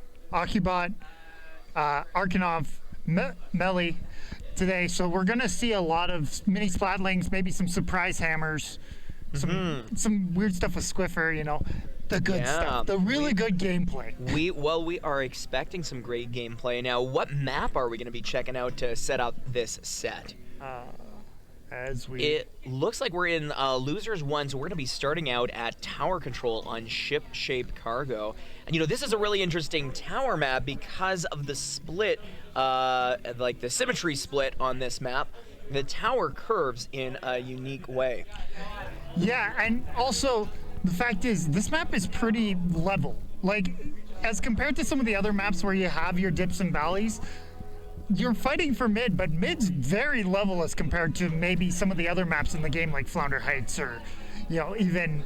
So you're gonna see a lot of back and forth gameplay where the minute you get that first or second pick, you're gonna try and rush mid as quickly as you can to gain control of that, rather than some games you're gonna be a little bit more on the backside as we get into gameplay here. Well, let's get to it. Arkanop being on Carbon, that's gonna be really key. Get those early picks, get those early pushes. Yeah, no, and we're seeing right at the get-go, we've got not a ton of range, but we are seeing a well string coming in from the side of what looks to be Blob Tub TM. Blob Tub TM. The trademarked Blob Tubs. And you see the tent come out there. Unfortunately, looks like the 5-2 able to push him back away from the point, away from the checkpoint. Unfortunately, Carbon's sitting right there, able to get a quick pick. Yeah, loving seeing that 52 though, taking out a lot of the opponents, and with those sodas up, making it so that anyone who does respawn is going to be coming back real quick. Just that raw damage from the 52, able to continue to chip away. So seeing some great use of that with the splash wall, just keeping that corner anchored. Yeah, and you see them trying to defend that, trying to attack, but unfortunately, Lunar doing a really good job with 5-2. They're just protecting and making sure that they can't They can get up on that ledge, but they can't move much further than that. You see the tent taking a huge amount of damage from that splash wall there. The backline's now coming in, trying to succeed. You see a jump out there, moving back across the map, back trying to get the push up. Looks like they're able to get to that first checkpoint. Can they pop now? Is Lunar there, watching, waiting, and getting a pick? And we saw Melee firing off some of the specials there, which I think is just enough to kind of keep the paint covered on the path that the tower is going to be taking. You also saw Lunar there get a little bit pincered, and that's going to be a lot of a problem especially if you have a quick killing weapon like Arkanov and his carbon roller. Yeah, and Okamon's got a really great position for that vacuum on the tower, able to clear the second checkpoint. So now we're seeing things kind of even out. Looks like the team, our Deja Fugu, is on a delayed wipe, and things are turning back for our Blob Tub Time Machine. So we'll see how far the checkpoints can be cleared. Now they do have to watch out for that well string there, but if they're able to put a little bit of pressure on them, then that corner checkpoint should be theirs for the taking. You see Mel and Occupot go down there, just protecting the tower, making sure that you're not getting the push. Unfortunately, Arch able to find the 5-2 in Lunar. You see the hammer come out from Occupot. Fortunately, Music right there with the bubble, able to protect and getting to that second checkpoint now. And that really was a clutch bubble. This will be a very quick turnaround to see the tower quickly go back. And roller versus roller. Looks like the bigger roller wins. And 3-2-1, that will be the knockout in favor of Blob Tub Time Machine. You don't often see that. They're both rolling at each other. Unfortunately, because regular roller does a little bit more damage, they're able to get the kill. And unfortunately, because the carbon bounced off, they weren't able to get the pick on tower that they needed, probably to hold back the other team as well. So really an interesting way, and I think that way that Blob Tub Time Machine pushed once they had advantage showed the dominance of being able to make specific picks here and there. Before they were able to quickly get on tower, they were doing a great job at defending, but once they were able to be on the offensive push, they really took that in to a whole new level. You did see them, you saw them, that early defense in that corner there. They were able to hold and hold and hold for the longest time. So it gave them a little bit of confidence that, maybe this team, maybe we can do something if we were able to stall them out, get that delayed wipe or something where they're all of a sudden a little bit staggered, a little bit off kilter. And that allowed them to, once they got that push going, to move on and able to eventually knock out the Rainmaker, as you saw there. Music Glory doing a really good job on the tower. I'm sorry about accidentally doxing people, but doing a really good job of playing within weapons means, especially on tower control with the bubble. Now it looks like we are going to our next pick here, and it is going to be, let's see, another tower control. So we'll see how this turns around, if it is more of the same for Blob Tub Time Machine, or if Deja Fugu is able to come back a little bit more aggressively. Looks like they're keeping a very similar comp from Deja Fugu, with Blob Tub Time Machine keeping about the same with what we saw last We game. do see Arch switch off to a vanilla Splat roller. We do see Melee switch off to a basically a T-Tech. Octoshot and T-Tech have the same exact sub and special combo. You're going to see that maybe come in useful if, for instance, a bubble comes out on top of the tower, but we're seeing a really strong push here from the side of Deja Fugu, not giving up, not giving them the tower freely. Fortunately, they broke the checkpoint, but now it's Blob Tub's time to return fire. Yeah, so we'll see if this plays out, if they are able to keep a good presence without wiping. I think having 1v1 trades is a great way, as long as the tower isn't moving. If the tower keeps moving, then those 1v1 trades are actually going to be going against your favor. Yeah, they say 1v1 trades when you're the attacking team is always in your favor. Like, if you're the defending team of Splat Zones, it's in your favor. If you're the attacking team in tower control, if you're in Rainmaker, it usually is in your favor. You see 2 down, go on the side down, a Blob Tub. So Deja Fugu now being able to make a push up, they get another pick, and they're going to see 1 on their plat. They're just, backing off, trying to make sure they stall out the other team, giving them the jumps, giving them the bombs, giving them the pressure to continue that push from mid. As the tower had reset, my bad. Yeah, it is a pretty close back and forth here, around both within 10 points of each other on the score. Seeing that hammer come out, though, which that will show a little bit of a path for the tower, hopefully. Comboing that in with another aggressive special, that triple ink strike, that will help clear a path as well, too. Will it be enough, though, to clear that 40 mark that seems to be the choke point right now? Yeah, they're getting stuck right on what we would call an enemy sniping competitive there, trying to protect from, say, that 5-2 of Lunar, but Lunar able to back off and play a little bit defensive. Cone Hands jumping in there, unfortunately getting picked off. Oh, you see a little bit of a stronger push there from Melly as they're using their special. They're trying to generate away from that platform. Are they going to be able to do it? They're getting pressure against. Wow, what a dip dodging right there. Really got some antsy-pantsy moves, but great to see staying alive, especially in a 1v1 like this. Being able to chase down some of the opponents and hopefully keep that tower at least neutral, because you don't want to see that being pushed against you in a match this close. Oh, you see the hammer from the well strike there. Absolutely. Poor Lunar got stuck in between a rock and a hard place. Unfortunately, that's going to take them out. We see 2 go down on the side of Blob Tub. Are they going to be able to take lead here? They're going to be fairly close. This is going to get right up into it. We're switching hands, though, for the lead. And shortly thereafter, it looks like that might be enough going down on this side of Deja Fugu for Blob Tub to make a counter push here. Now, this is anyone's game still with a minute and a half left. Looking like we're seeing a quick flank, but Ivo's hammer is not going to let that flank persist. Yeah, watch out for Ivo. That hammer's got some... It's got a little bit of bite to it, huh? Yeah.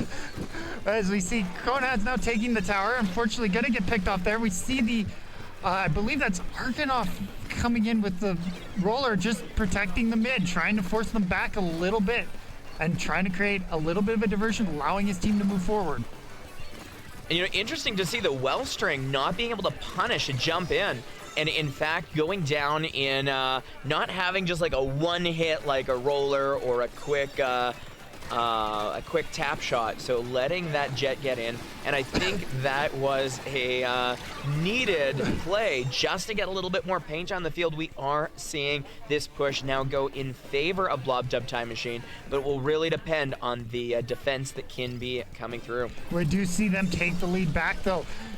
Music Glory and Mel getting into a fight there. That's probably going to go in the favor of the roller 9 times out of 10 if you're rushing directly at the point. You see Music Glory holding the tower. They're very close to knocking out. They do get the knockout. And that was within the last 20 seconds. We really saw those points change hands. Everything up until that had been equally gained and lost within those 40 points. So what are your thoughts on the last 30 seconds there? What really shifted it? It looked like Deja Fugu, because they had the lead, they were playing a little bit more defensively and maybe just rushing themselves a little bit, not understanding that, you've got time, generate that special, make sure we're generating an opportunity to create a push back, to stall, to, create some unfortunate circumstance where the other team really has no attempt at the tower there. It happens from time to time, and you're just struggling. You're not understanding exactly, I'm rushing, trying to stop, but sometimes you just have to breathe and take it easy. You have 60 points of material, you have the opportunity to stall, and sometimes you just struggle like that. Though I would say the specials that Deja Fugu were bringing to the board really weren't great stalling specials. Like we are seeing, of course, things like Hammer is great, but nothing that, and what with the ink back, but nothing that can really like lock out the tower as effectively as maybe a combination of something like a tripling strike and the Killer Whale 5.1. Yeah, I mean, you could see kind of a combo maybe come in with an ink vac where you can push somebody to get them on the tower, but unfortunately we didn't see that on the side of... Requires just a little bit more team communication to use those specials in a defensive way when you're already in that lead spot. And you did see a couple of times they panicked with the specials as we head on to Splat Zone's Hagglefish Market. Another one of those more flatter maps, you are going to see a lot of people hanging out on the top of the gazebos there, trying to, the backlines. Yeah, and we've seen for our backlines, we've seen that Wellstring as well as the Jet Squelcher, and I think those are both still great picks with that top glass that's present on Hagglefish Market. They're flexible and versatile enough that they can move around when they need to, but with a map like Splat Zones, I think being able to have that range to continually keep the zone painted while staying up and above will help out a lot. But we are seeing Ivo's going out to that little mini. And we do see a crab come out as well from Mel there. We do see a bubble. Yeah, crab tank super useful here. Yeah. Bubble, I mean, well, it's the bubble coming from the junior, and the double splat bombs that you can get from the junior in those corners, those can be devastating on the zones here as well. So we'll see how those play out. You can also protect the front of the zone. Like say that Mel crabs on top of the gazebo. You can protect basically the front of the zone from that crab's attack if you bubble in the right spot. Yeah, so we're going to wait to see the first picks going down. I think the game so far is pretty even, Stevens, but it looks like Deja Fugu might be coming in with Ivo's hammer, though, but no. Out of nowhere, Lunar's coming in, getting a few more kills, and switching that back to blue with an excellent missiles there to keep the delay ticking on the zone a little bit longer. I actually don't know how Lunar survived there, because it looked like Ivo's hammer actually went right over the top of him. He was able to avoid that as we see another one go down on the side of Blob Tub. Mel trying to get a little bit of a mid-flank here. And, you know, just as quickly as it was blue, it is now back to orange, and we're seeing Deja Fugu coming in with really quick aggression. That Inkjet special, I think, extremely useful because specifically on this map, from that angle, you can get from a really, really high elevation and altitude, and that alone can give you a great vantage point on opponents in this map. Another special we don't see very often, the Super Chumps are coming out on the side of Blob Tub. They're not able to cap, but they are able to take out Ivo's hammer there. Yeah, and I find the Super Chumps on this map are actually fairly useful because the zone is so small. So you're either going to push people out of the zone or you're going to paint the zone, and either one of those is going to work for your team. But we do see right now the missiles coming out, forcing Deja Fugu to move. You're probably going to take zone here. As you see Lunar going really strong there. We've got getting a couple picks. They're unable to, and now they're 3 down. So Melly just trying to stay alive with the taking out the 5-2, just rolling around with the crab. Yeah, and they are going to be called out immediately here. Of course, everyone on Blob Tub is looking for them. But it was also potentially enough distraction for long enough that the rest of their team is all loaded up with specials raring to go. So we are seeing that hammer come in, the Inkjet go down. So even though those specials were at the ready, they weren't enough to make the impact they needed. Yeah, you see, once again, Mel being the last person alive, trying not to stagger too badly, making sure that their team has the advantage. You see Occubot with the Zipcaster. Yes, Zipcaster there. And again, Zipcaster, another really interesting special on this map because it allows you to have that high vantage point. So being able to put a Swiffer in an untouchable area on the map, shooting down at you, can be a bit frustrating when you are looking that barrel down the gun. As you see Lunar trying to go on a flank, getting picked off there. Coneheads as well going down. They are going to give them the Blob Tub a penalty. Are they going to be able to hold on to the zone though? Yeah, we're seeing Deja Fugu with really good aggression, being able to quickly come back with the specials and coordinated in a way that they're able to keep the zone. However, we're not seeing them able to push further up into the opponents like plat and mid areas that would guarantee that zone ticking down for a longer time. Yeah. So we are seeing a lot of switches back and forth off because of that. And we see Coneheads protecting that area with the bubble. Now we see the crab come out, but it is able to get picked off. Now you see the the wall come out, but it's a little bit far back. They're going to take out control of the zone here. Mel once again going down, maybe going a little bit too far into the zone. Is that going to come back and negatively affect, as we see here, Music Glory avoiding the 5.1, unfortunately not being able to avoid Lunar in that devastating 5-2. Yeah, and the 5-2 utilizing the super chumps there as a little bit of cover, as a little bit of distraction. Again, the super chumps might not be the most powerful special up front, but if you utilize them really well with your team, your coordination, we are seeing, yeah, those zips. Yeah, Akibot trying to get in there with a little bit of a zip caster and a little bit of a quick charge because he is playing Squiffer again. Fortunately, not going in his favor that time as we see the hammer come out. Fortunately, not going to find anybody. They do take control of the zone, giving them a little bit more penalty, a little bit more time to work with as we collect down to 14 seconds left. Yeah, and this, again, still jumping back and forth pretty quickly between both sides. Now, if Blobtub is able to quickly secure the paint on the zone, they will take this. But it is 3, 2, 1, and that is game. That is a 3-0 for Blobtub Time Machine. So they're going to be moving forward in the double elimination bracket, having one loss to their name so far. They are fighting back aggressively to come back in that loser side.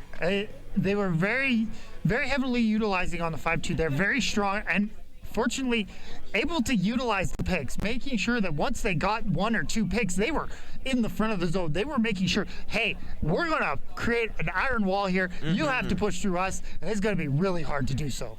Yeah, no, and just seeing some of that aggression coming in with Blobtub Time Machine. They are here to make a name for themselves. They are working really well as a coordinated team, as are all the players here today, and so it was excellent to see them. Now, we've got more Squid Games coming right your way, so stay tuned. We're going to take a quick break, and we'll be back. So, see ya in a hot minute. Hello. Welcome back to the first annual Jimmy Carter Memorial Splatoon Tournament. We are coming at you live with our winners semifinals.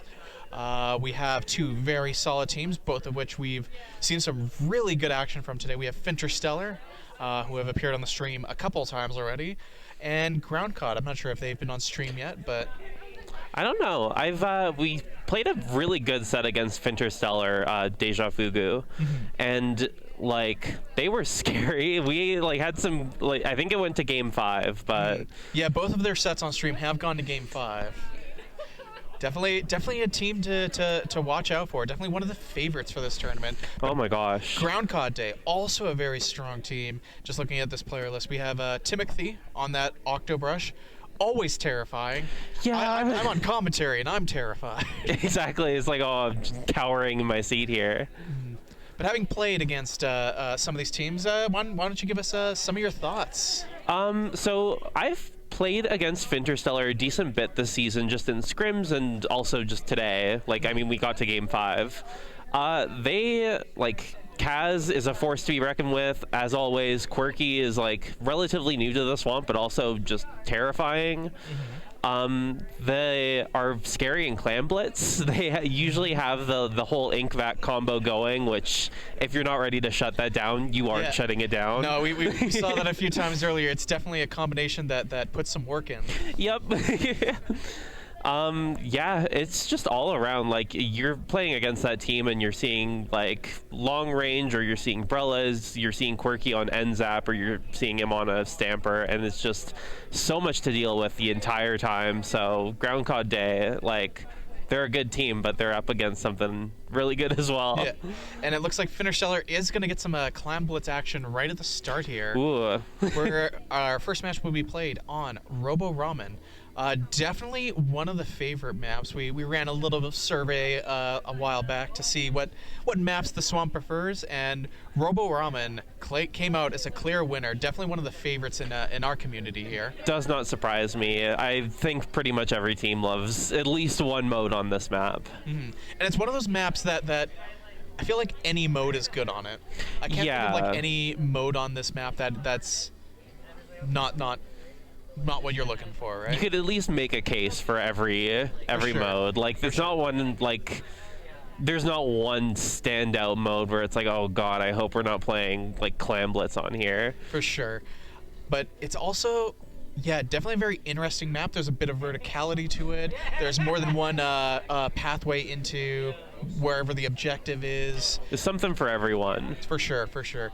And it's a map that rewards a pretty wide variety of playstyles. So we will see what they decide to do. Fintersteller, they've had some really solid backline heavy comps I've seen. Yeah, we played against them a couple times in scrims, and like Kaz, you'll generally see him on a tent umbrella, but like when he goes on E-Leader, he's also a force to be reckoned with.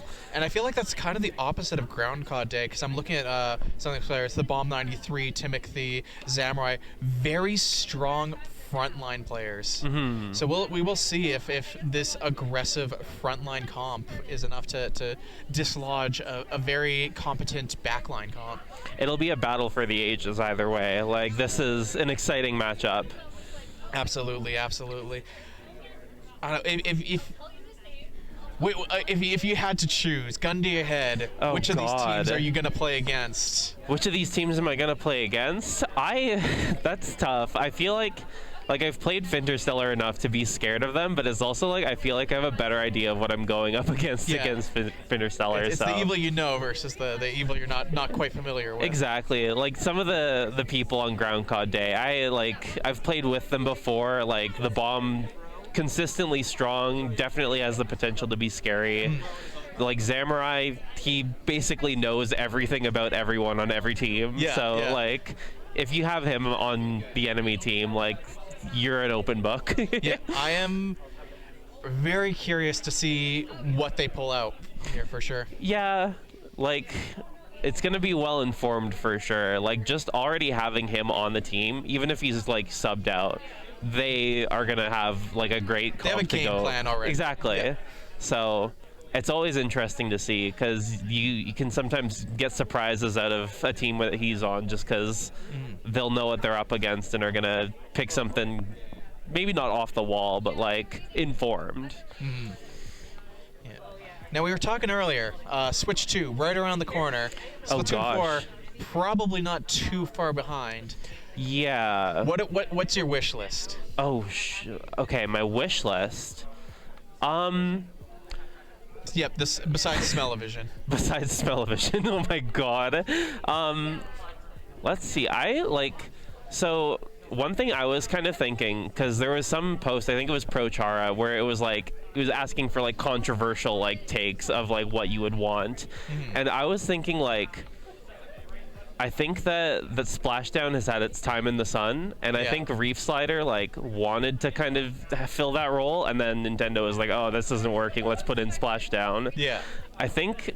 So what we need is triple Reef Slider. Triple Reef Slider, or I was like trying to think of something like insane, and I was like, what if you could do like a jump with Reef Slider?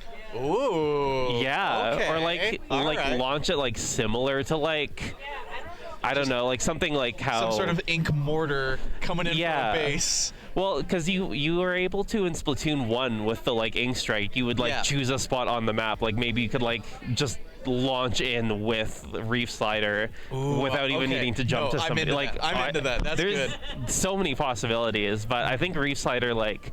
It's a fun special. It's really cool. It feels really great to like get kills with in the like odd like day that you do, but.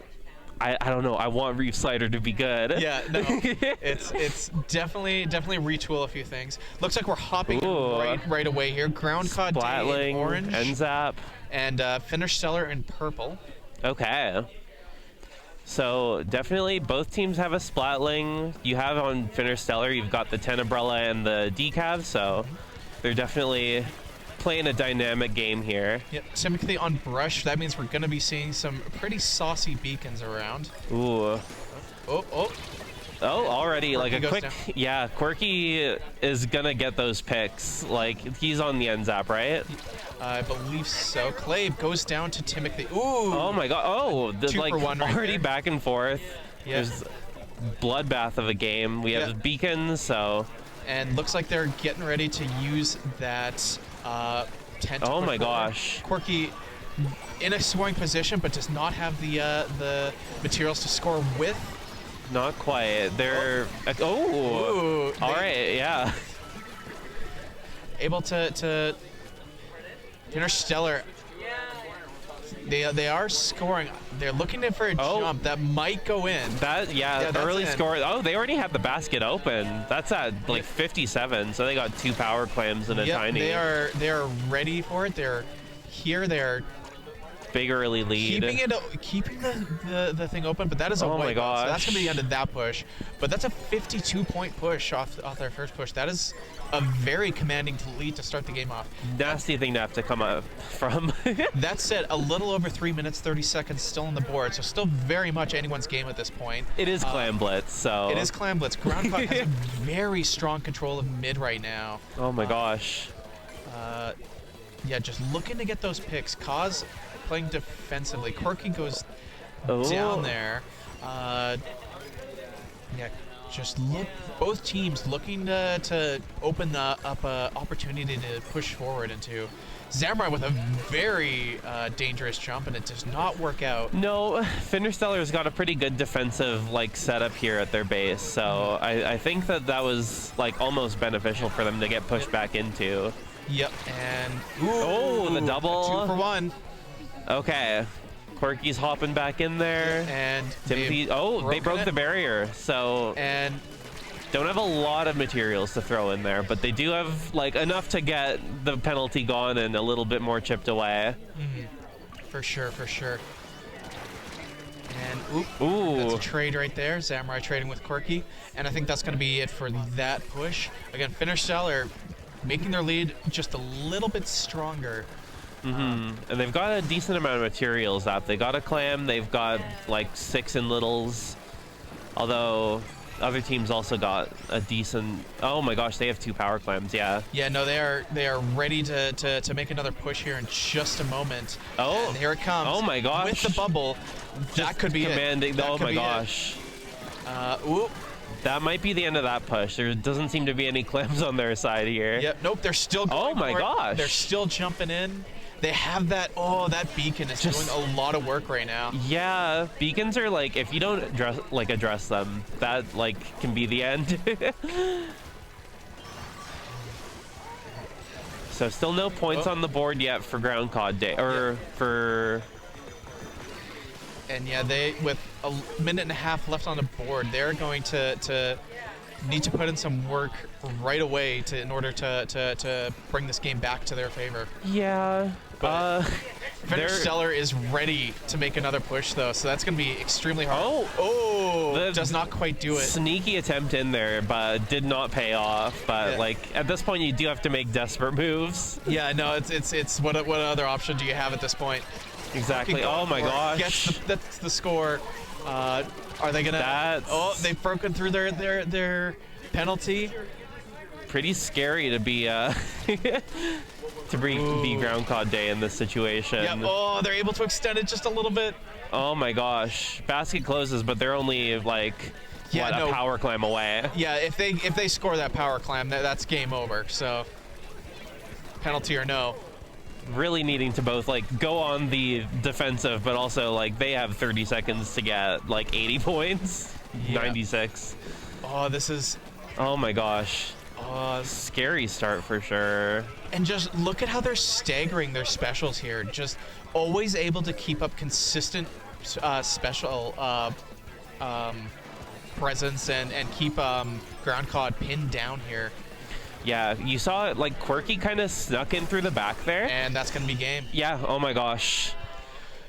Just absolutely like insane start to the set. Yeah, like Fintersteller just comes out strong, extremely aggressive, and is able to keep Groundcod on their back foot for the entire match. And they were just not able to pull it back and get into a position that they needed to be in to make a push. Fintersteller is incredibly strong on clams, so I wouldn't be surprised if it's still like anyone's set here. Yeah, for sure. I also wouldn't be surprised if any counter pick from Fintersteller is another clams. Yeah, no, they're showing that that's what they like. Groundcod Day does get the counter pick here, and they have the choice between Bluefin and Barnacle and Dime. Okay. What do you think we're gonna see from them? I just knowing the weapons they play, my gut tells me Barnacle and Dime. Yeah. I imagine Towers would be a good pick. Rainmaker, I could see them going for. Yeah. Even Zones. Yeah, Zones, like, honestly, just anything but Yeah, clams, I think really. it's going to be Barnacle and Dime, anything that is not clams. But it looks like we're about to find out in just a... Barnacle Zones. Barnacle Zone. Cool. So, let's see what we might see from them. So, we've got, like, Junior from Bomb might play, like... I mean, he'll play a shooter most likely. Yeah, and I do like Splattershot, especially the custom Junior on this map. Yeah. I feel like Wavebreaker does fantastic. Ooh, on this Barnacle map and is Dime. like incredible. It's for Wavebreaker. You just like you throw one of those down and you have everybody on the back foot for like 10 seconds. Yeah, and it's just, especially with that one zone right in the middle, right? That's that with a piece of cover in the middle, like you can lock out the whole zone for quite a bit there. So I would not be surprised to see both teams pulling a Wavebreaker. That's a Booyah. Booyah goes hard huge here. for this one. It's an interesting map because it's like it lends itself to snowballing, but like not nearly as much as something like Flounder does. Yeah, it feels neutral. Yeah, where it's like it's not too much of an uphill battle to defend the zone, but it's like you don't have a free win once you have control either. Absolutely. We will see what they decide to go for. I get the impression they're going to try to match that aggression from Fintersteller with more aggression. They generally seem to play a lot of weapons that have like high paint, so I don't think they'll be like out of their element with their picks. Like they won't need to go out of their way to pick weapons specifically for the mode. They'll just be all right with what they normally play. Yeah, and it looks like we're about to hop in right here. That is Groundcod Day in blue. 2 Splatlings and a Reflux. Interesting. And Brella, Interstellar and Decaf. orange. So interesting picks from Groundcod Day and pretty much the bread and butter from Fintersteller. Yeah, did they run that 52 last round? I don't know, but I did see the 52. Like that's Quirky's 52, and he's gonna be two-shotting people with it. Yeah, no, that's the 52. Definitely a very, very solid weapon for just a good weapon for pretty much any mode. Yeah. They are keeping them pinned down in. Interest. Oh. Bit of a standstill there, but Yeah, I'd like Artemis. Are you still here? I don't know if like they were sure that they were even alive still. Yeah.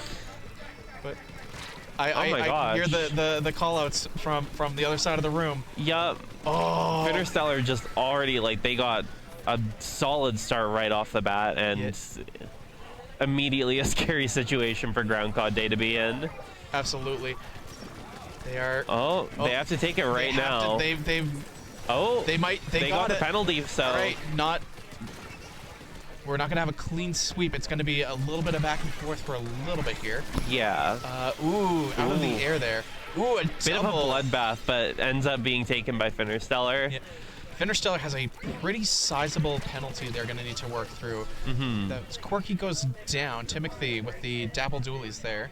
It looks like they're regrouping. They threw down a cooler. I think they're getting ready for some kind of push. For sure, they are looking for it. Artemis. Ooh, the that's trade. a trade. I don't think that's too bad for either team. Yeah, it's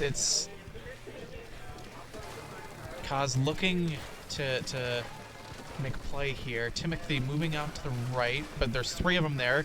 I don't think Timothy wants to take that 3-on-1 right now.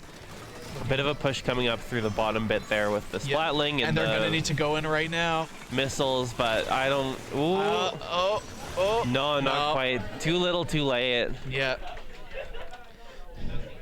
You're clapping. Like that was a solid game, but it was also pretty very dominating. Very quick round there. Yeah. Wasn't a clean sweep, but Fintersteller again just gets them on their back toes, and Groundcod Day just didn't have the answer for them in that match and just couldn't find their footing. One thing I didn't really consider was that like Kaz's like Tentabrella on Barnacle, like it's huge for just defending as soon as you take the zone. It's a very flat map, so that barrier is just like you just have a wall exactly where you need it as soon as you need it once you have control. Yeah, Like, and it's unless you have something that can like effectively go over that barrier, say an Explo or a Blob or even like a Slosher of some descript. not every team is bringing an answer like that by And default. So yeah, that is rough to come back from. But it looks like they do have 2 maps with a little bit more verticality to choose Ooh. from. Ship Shape and Crab Leg. Oh. Ship Shape, a very small map. I could see Groundhog Day going for that. Just Yeah, I feel like they could probably make something happen on either one. I'm not really sure what mode they would go. I think tower control might be a good counterplay yeah, I was for gonna say Fintersteller. it's got to be Towers of Rain, I think. Yeah, because like they showed what they could do in zones. Everyone knows what they can do in clams. Like, And looks like we do have a substitution on the side of Groundcod Day. Yeah. Aqua Ash subbing in for Indelibro. okay, I don't think I know too much about them. Do you know what they play? I do not. Actually. Well, I guess we'll see. Both of them. Two of the newer. Crab Okay, Lake Crab Tower. Lake Tower. Okay, Both that makes teams with a sense. substitution. We will see how that turns out for them. Again, both Indelibro and Aqua Ash are newer to the community, so not too familiar with their game just yet. Yeah. But it'll be interesting to see what they end up going for. If someone like Quirky is any indication, though, like just because somebody's not like Squid Swamp old guard does not mean that you can count them out. Oh, absolutely. I mean, I there's a reason I don't compete anymore. So you bring a slosher, or you bring something that's able to poke through that. Like, this is kind of when you adjust to what you know is gonna, or what you think is gonna happen, because there is a level of mind games in it as well. Absolutely, and as well as playing to the map, right? Oh, for sure. Crab Leg there's a lot of greats on that. Lots of long range. Lots of long range, so it'll be interesting to see what Groundcod Day does to try to bring this back around. But With tower control as well, it is something where like there's a good chance that we're seeing Umbrella from Fintersteller on here, and like if you don't have an answer to Umbrella on the tower, then like you're already in a rough spot. we will see for sure. Now going back, oh, never mind. Looks like we are hopping in right away here. Oh, there we go. Cool. That is Groundcod Day in green. Blaster, yeah. And Fintersteller in purple. Oh, and no Umbrellas on this side either, so. E-Leader. E-Leader's is that scary Kaz on on the this E-Leader? map. It's sure Kaz, is. yeah. Kaz definitely knows how to use it, so we will see. Oh, that's a good spot. Oh my gosh. That's a good spot. Flashbacks. Like, this is, if you're not ready to deal with, like, line of sight and stuff like that, like, I don't know, it's scary fighting an E-Leader on here. Yeah. But Groundcod is hitting that first checkpoint. Again, still very early on in the match. Good They're start, 2 though. down. Fintersteller only 1 down. Both teams on the board at this point. And Oh, that was that. Oh, that was Quirky. yeah. Ooh. There's a good chance they're getting through that checkpoint already. Oh. Oh. That was the Timothy with the. Oh, they did get through though. But again, it is a 3 checkpoint map, so. Plenty of time to take a lead back. Yeah, and Klebus is pinged multiple times. Lots of. Oh, here comes a. Ooh, hammer goes down. In a way, getting marked by like somebody does kind of take the heat off the rest of your team, though. At least Yeah. if you're not like amongst them. Yeah, it is. Yeah, I don't mind taking all the attention. I can deal with that. Exactly. But Samurai gets a double there. Oh, taking a little bit of a chance to shark here. Yep, nope, waiting for anyone that's gonna come up and try to hop on that. But Fintersteller, Ooh. that is a commanding lead, and Groundcod has a lot of ground to cover if they want to come back from that. Yeah. Oh, The bomb good kill takes down though. Illidan's, takes down Clay. Oh my gosh. Yeah, this could be the start of something. Yeah, that's definitely going to be them moving it back to mid. Definitely them going to be putting on a few more points for their side. Well, you see But- Kaz in the corner there, like already being scary with up. his snipes. Like, And honestly, that laser just panning across the map like the Eye of Sauron. Just oh, even if it didn't shoot anything, I would be scared of it. Oh my gosh. Ooh, getting a little spicy. Love Pushing to this see it. checkpoint. Kaz is gonna do his best to. Oh, Krakens. That's a. I completely forget that there's an E-leader with a Kraken. Yeah, and but runs out of Kraken just before he can get the bomb. Threw down what looks like a bit of a sneaky beacon before jumping out. All right. And Oh. Quirky looking for, but that's a 3-on-1. Ooh. That's a 3-on-1. Fintersteller still pushing Oh forward. my gosh, the Trades with trade. Timothy. The bomb watching there. 2 down. Both of their remaining players are on the back. Oh, there's the laser. Another trade, basically, though. Like, one of them went down on the other side as well. Ooh, tries to get a... Oh, Kaz and jumps jumping. up. No, not Wait, out. jumps in. Oh my gosh. Pulling that move. That one. Hey, if it works, which it kind of did. Oh, and it's like, when it works, it is like, nobody's ready for an E-leader to jump like 2 feet from where it was. Yeah. And honestly, like, oh, hey, he's jumping out. I'm going to focus on, why is he behind me again? Yeah. But, Groundcod is pushing towards that second checkpoint.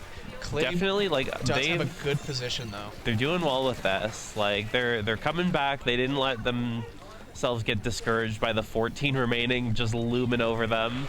Yep, they are still very much in this game. Quirky and Clave marked. They know what's going on. Quirky's using that zip caster though. Goes down Ooh, to they got Timothy, him, Kaz but was there with Timothy the- down. Oh, And that's going to be Quirky jumping right back directly on top of the tower. yeah. Ooh. Oh, was that using the splashdown to get out of the snipe there? I'm not sure. That's It looks pretty good. a good panic play, for sure. Oh my gosh, the jumps. The jumps are so funny. Does not work for the second time. Third time's the charm. Illidan goes down. Oh, that's the a wipeout. That's wipeout. going to be huge. Yep. Although Finterstellers are also like they've been so fast at resetting and getting their group like back together. Like I haven't seen them staggering, and that's like massive for recovering from a wipeout like that. Ooh. Ooh, that is a good One. position to be in with the blaster. And again, using a map with a lot of greats, blasters put in a lot of really good work here. But with 5 seconds left on the board, they're gonna need to play it perfect. Oh, and the splashdown gets them. And it's last up on the thing. Oh. And I think that's gonna be it. Oh, yeah, no, that's it. No, there is a potential for a good push there, and Oh, for sure. Like they got it off the ground, but you have to go pretty far into crabs. So. Absolutely. Fintersteller is going to be moving on to our grand finals. Our losers finals will be up soon. Groundcod Day will be going there versus not quite sure who's. Not sure, but Well, we will find out in a moment. But we're Yeah. gonna be back in a moment with more Splatoon action.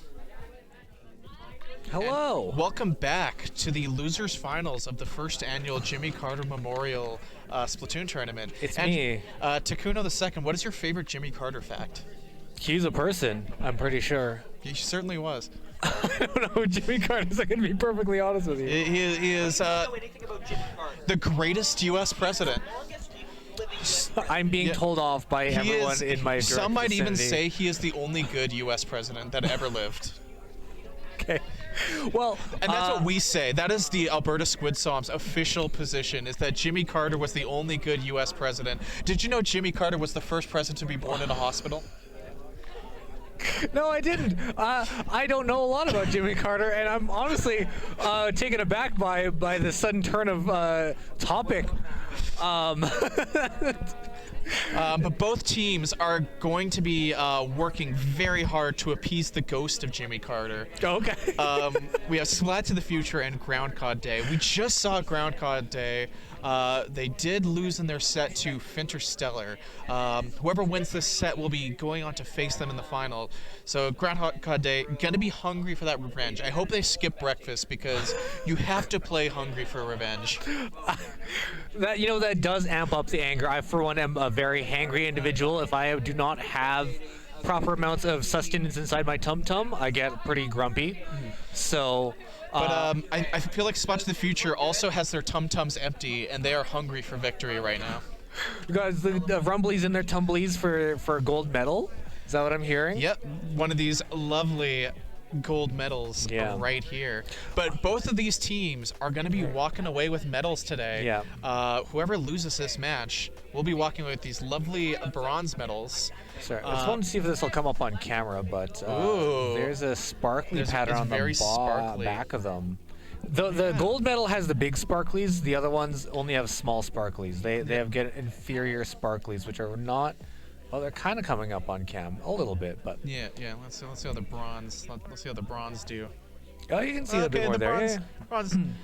It's almost as if the color of the medals affects how visible the special sparklies are on the back. Yeah, I did want to kind of gotchify them a little bit more, because in gotcha games you have your base item, which is like a very brown, dull, plain thing. You have your silver, which is like, okay, this is okay. Then you have your ultra rare, which is like rainbows and like sparkles and like vibrate, like all haptic feedback. It's just all the bells and whistles. I want to do more of that.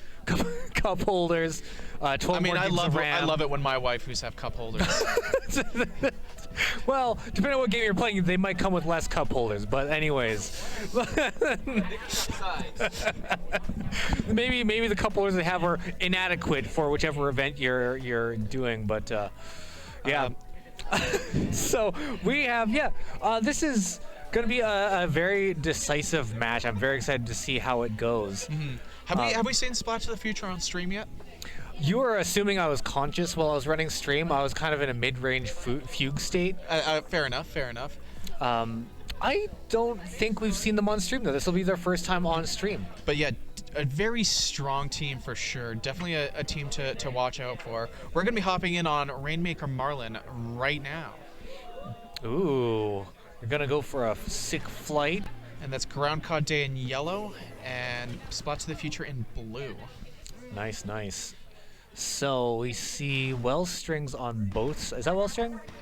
Both teams running the well string. And tri-slosher. And a tri-slosher. And a mini. And the mini. The only variance is Nautilus.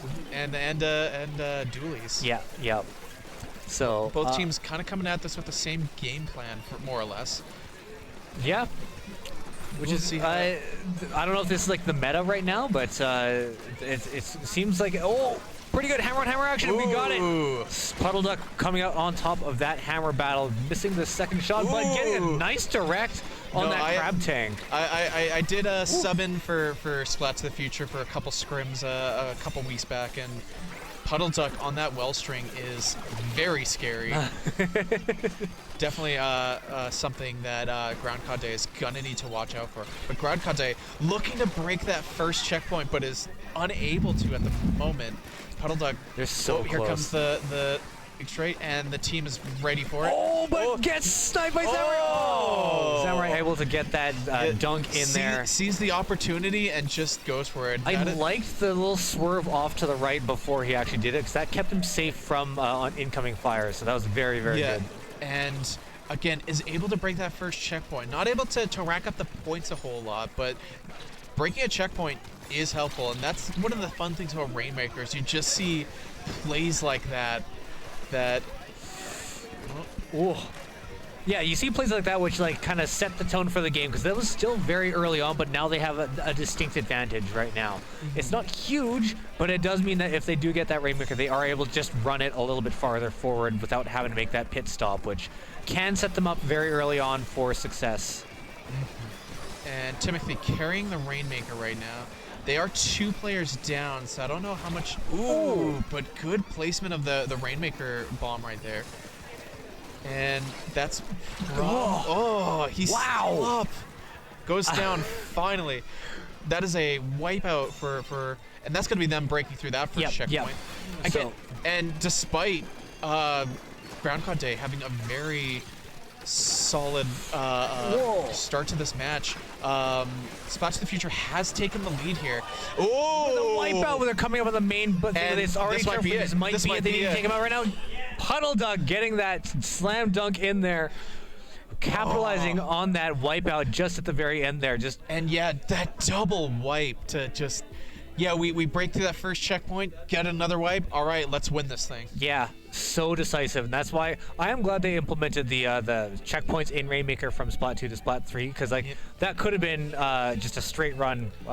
Yeah, I have to keep reminding myself that those checkpoints did not exist in Splatoon 2. They seem so natural at this point. They make so much sense. It is nice to play a Rainmaker match that doesn't end in 10 seconds. Yes, very much so. That was so strong. Wow. Yeah, no, yeah, fantastic. Looks like Groundcod Day is going to have their choice between Scorched Jorge and Museum de Alfonsino from hit game Super Mario Sunshine. Yes. What are your wish lists for Splatoon 4? Oh gosh, Splatoon 4. Because I know we've been talking with a few folks about Splatoon 4 being on the horizon at some point. You know what's happening. It is gonna, yeah. I want, so from a tournament organizer standpoint, I would love competent voice chat built into the game, but I know that that's probably not gonna happen. At least in a LAN setup, that'd be great. Yeah. For the public game, they're never gonna do it, and I think the game is better off for that because I can play and I can either. It's much easier to ignore rage from other people if they're not able to shout it in my ears. But what if the rage sustains you?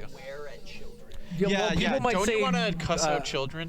I will say HE double hockey sticks right in their ears, and I'm gonna get called out. Hey, kids, bastard. No, Joel, don't do it.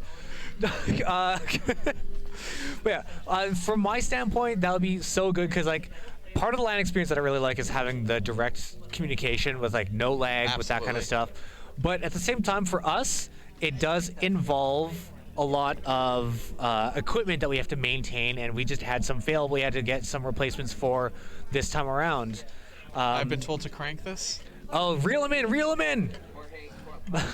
Yeah, so this is another present from my 3D printer. Don't show the gross build plate residue from from my. When you're 3D printing, sometimes you have to put glue stick on the build plate to make sure things stick, and it does make your finished product look a little bit like a Jackson Pollock painting, a little bit, but Yeah. that's okay. But another thing, Splatoon 4, you know what they need to do? What's that? They need to do the Smash Ultimate Everyone is Here for all the maps. But instead of, they need to do Everyone is Here except Moray Towers. Moray Towers has been deleted from history forever. We are ashamed that we ever created Moray Towers. What about Salt Spray? Did you play Salt Spray Rig in Splat 1? I never played Splat 1. Okay. I never owned a Wii U, my dude. Right. That map I hated. Yeah. So much. It was so segregated, and Bottleneck City. It was another one of those horizontal symmetry maps, but I don't mind the horizontal symmetry. I mind the choke points and the all that stuff. So, Yeah. I like that with they did it with Mario Kart, Smash Ultimate, just bringing everything together into one final version. I can understand wanting to do stuff new. You can include new stuff, but if you give us the option to play the Smash hits, or in our case, Schellendorf Clams, bringing back the Smash hits from the opposite end. Yep.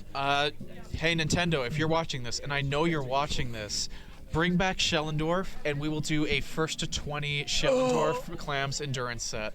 Exactly. That, well, you and I will commentate. The players here will be subjected to it, and are we gonna? And I will Oh, there's. enjoy it. We are hearing somebody say they are going to enjoy it. So the we people have demand. people demand it. The people demanded Nintendo. Are we going to allow Reggie, them I know you're watching. to get one bathroom break per 5 wins? Yep. So But that's only for one member of yeah, your team. exactly. You have to spend that wisely. It's resource allocation. So 20 matches, and each match lasting around No, first 3 to minutes. 20. First. So potentially up to 39 matches. Minimum an hour of solid gameplay, not to mention the in between. Oh, that would be awful. I mean that is the joy of a first to X set is, boy, you really get to know your opponent. Yep. And It's you get to learn your opponent, you get to learn their weaknesses, and exploit them. Yeah. But they are doing the same to you. It is a set that evolves. There's a new meta that emerges from that too, because like you as someone who likes to play the mind games when playing competitive games, like It's all I'm good at. I would disagree, but there's more than just the gameplay that ends up being the tactics. But our wish list will have to wait. We are here at Scorched Jorge, Groundcod Day in teal, Splat to the Future in orange. Look at this comp from Splat to the Future. Oh no, they do have a junior in there. I was gonna say there's like not a lot of short range, but they do have one short range weapon there. Yeah, no, it'll be interesting. Scorched Gorge, definitely a map I feel that people like Blitz on, and yeah, I think Blitz is a pretty good mode on this one. The clam distribution is pretty good. I don't feel like it's really choked out from like any approach really. It's a nice challenging approach from this one area. Yep. You do have the option to go around, but it's not the easiest option. No. Yes, that's a very, very sneaky and cheeky way in. That I don't really see that much in our tournaments here, but. And Carly just dropping bombs. Yeah. Looking to get some picks. Both teams looking to get picks. Nice! Lavender doing Just the try. Hard countered, but Timothy is there to clean up what's left. But goes down. That's a 3-on-1. Puddle Duck looking for some long range here. Yeah, harassing Samurai at the back there, just trying to make sure he's out of position and not able to really do it. Because I do believe he does outrange him there. So, looks like we're getting an approach from the side here over the grates. Hammer coming in, but not able to actually get through. Splat to the Future breaks through. Ooh, almost gets. Ooh, gets the second football in. There we go. I think that might be it for that push. I think so, but 2 power clams in is a pretty good run for that first break. So they do have a 20 point penalty on themselves right now, but it's a nice lead. For sure. Very early on, of course. Again, both teams back and forth in mid, looking to get those picks, looking for opportunities to push forward. Yeah, right now we see Aqua with a hammer on the ready, just a little too far to be able to utilize it, and looking to get some sweet bevies from down below before. I think we're probably going to start making a push real quick here, though. We do see Carly popping the big bubbler to try and area deny that one approach. Yep. They are looking for it. They are grouped up a little bit right now. One bad special could solo wipe all of Groundcod right here. Yep, Samurai is, well, he was pushing up a little bit there, but not. Oh, they're sitting on that hammer. Peldock sitting on that hammer, waiting for it. 2 down on Splat to the Future. We see a hammer come out, counter hammer coming out, triple, flash down. Whoa! Wow! Oh, so Samurai coming in with that pop, getting revenge clams in the basket here with a bunch on the way. Timothy grabbing the Nate clam for the power clam. That might be them taking the lead right here. They need one more. They currently don't have it, but I see another power clam. No, it's not gonna happen. Nope. Aqua, what are you doing? Aqua. Aqua's staying alive. Bear's back up. Just not enough time. Not enough time. That would have been a jump out. Yeah. Yep. Nope. That's the only option in that situation right there. But jumps back into a better position. Staying alive, which is very important. They're on that defensive line. They have the hammer ready. I don't know what Aqua could have done differently in that case to get that. I think maybe going for those like tiny clams up top and keeping the basket open a little bit. Maybe, but we see a hammer battle here happening again. Getting the side smash.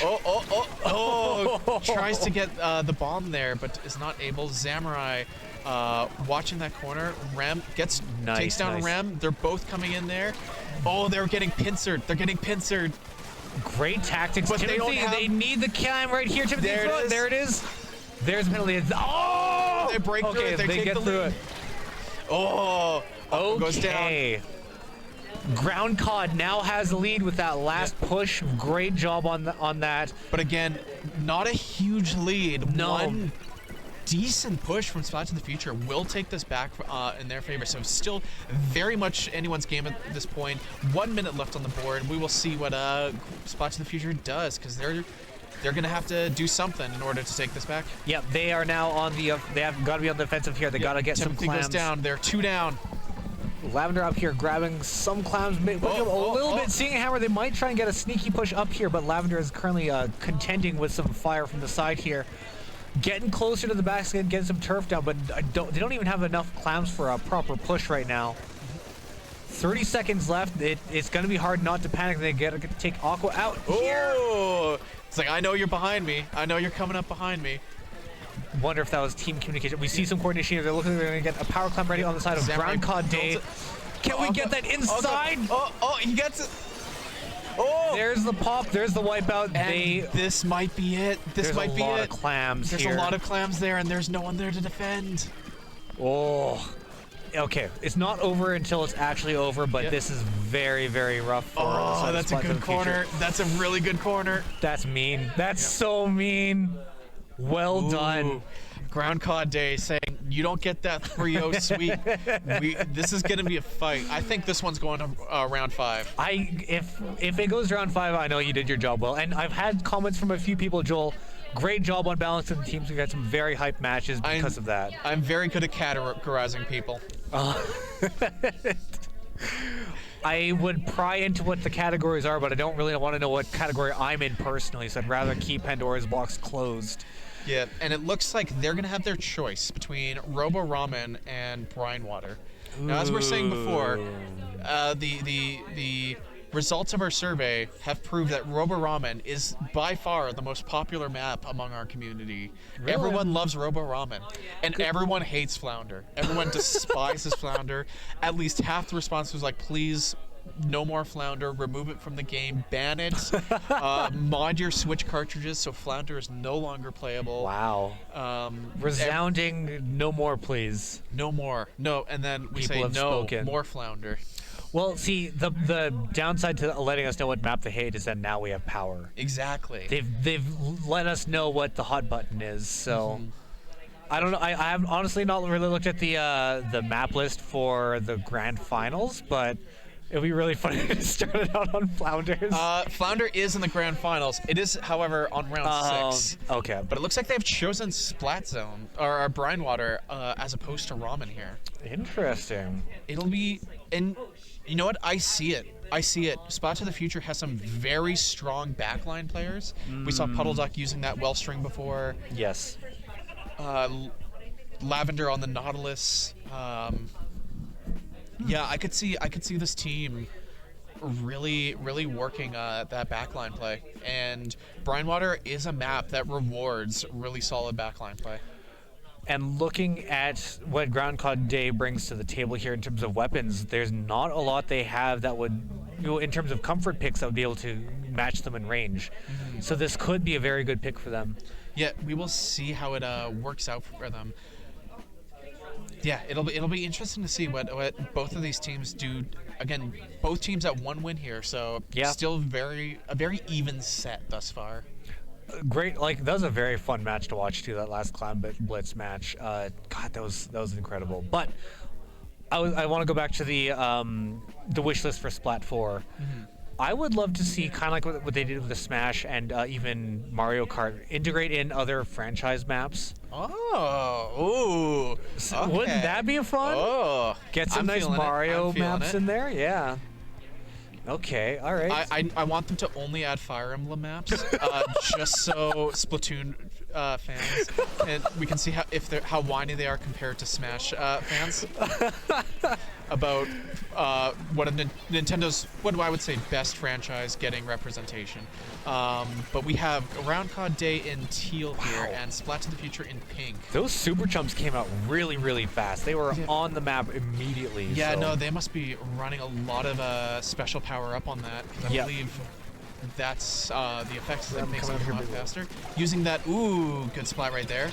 But Wavebreaker's gonna get do a fair amount of work here for sure.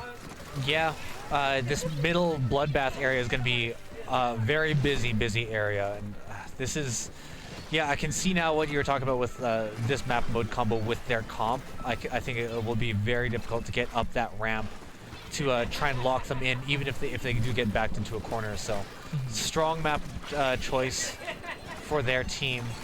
Not a lot going on. Like we see the middle being contested here. Down. Back and forth. Groundcod with the lead at the moment. They have a 2-player advantage right now. Lavender holding the line with that Nautilus. Yeah, just kind of Right now, Aqua is just harassing them with the Dynamo, but it's getting a little dangerous with that rain coming in. And they've broken through their penalty, but Splat to the Future is ready. They've taken control here. Yeah, taking control almost through their penalty and just taking away down now past 82 points. Oh, okay. So what do we got going on here? Seen a lot of people with the fizzy bombs. Oh, coming to the side here. It's the way I play fizzy bombs is you just kind of throw them and you hope, and every now and then you get a splat and it feels very good and you're like, I definitely earned this. I definitely deserve to feel good for the work that I put in here. Groundcod Day taking control of the zone. Everyone on Splat to the Future is up though, and there are 2 players down. Lavender gets picked 2-on-1. Oh, there's a wipeout there. That was very well played. Groundcod Day has to be really happy about that one. Yeah, so that immediately capping zone and moving up, like that was so good. And they are, pushing them back onto that ramp and just keeping that pressure on. Rem sitting on that shield, probably gonna pop it. Probably right here. Yep, that's a good spot. Very good spot. Oh, this is good play. That Good play. save there. Almost is able to trade with Samurai right there.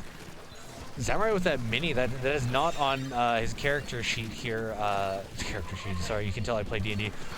So that must be. I'll see you on Tuesday. That is probably the weapon he's alluding to earlier, where he'd been practicing something new. So we are down to 9 points here in favor of Groundcod Day. And Splat to the Future needs to bring it back here, but with.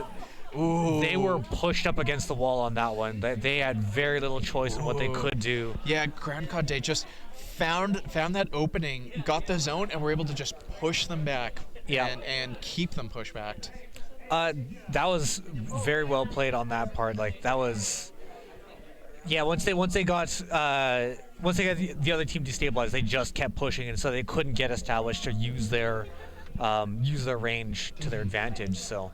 Yeah, no, hyper aggression sometimes works. The extreme aggression is definitely something to watch out. And Groundcod Day, very aggressive team. Yes. You have Timothy and the Bomb, 2 extremely aggressive players. Yep. And Samurai just almost like a good, I'd almost say heart of the team there. Just like whatever role the team needs. Mm-hmm. Well, he's also like a few of the people on that team are very, into competitive Splatoon. Like Samurai, I would say, is very into competitive Splatoon. Absolutely. So very good in terms of like coordinating communication and just overall awareness, I find. Mm-hmm. So that makes Samurai, the Bomb, and Timothy like very strong players.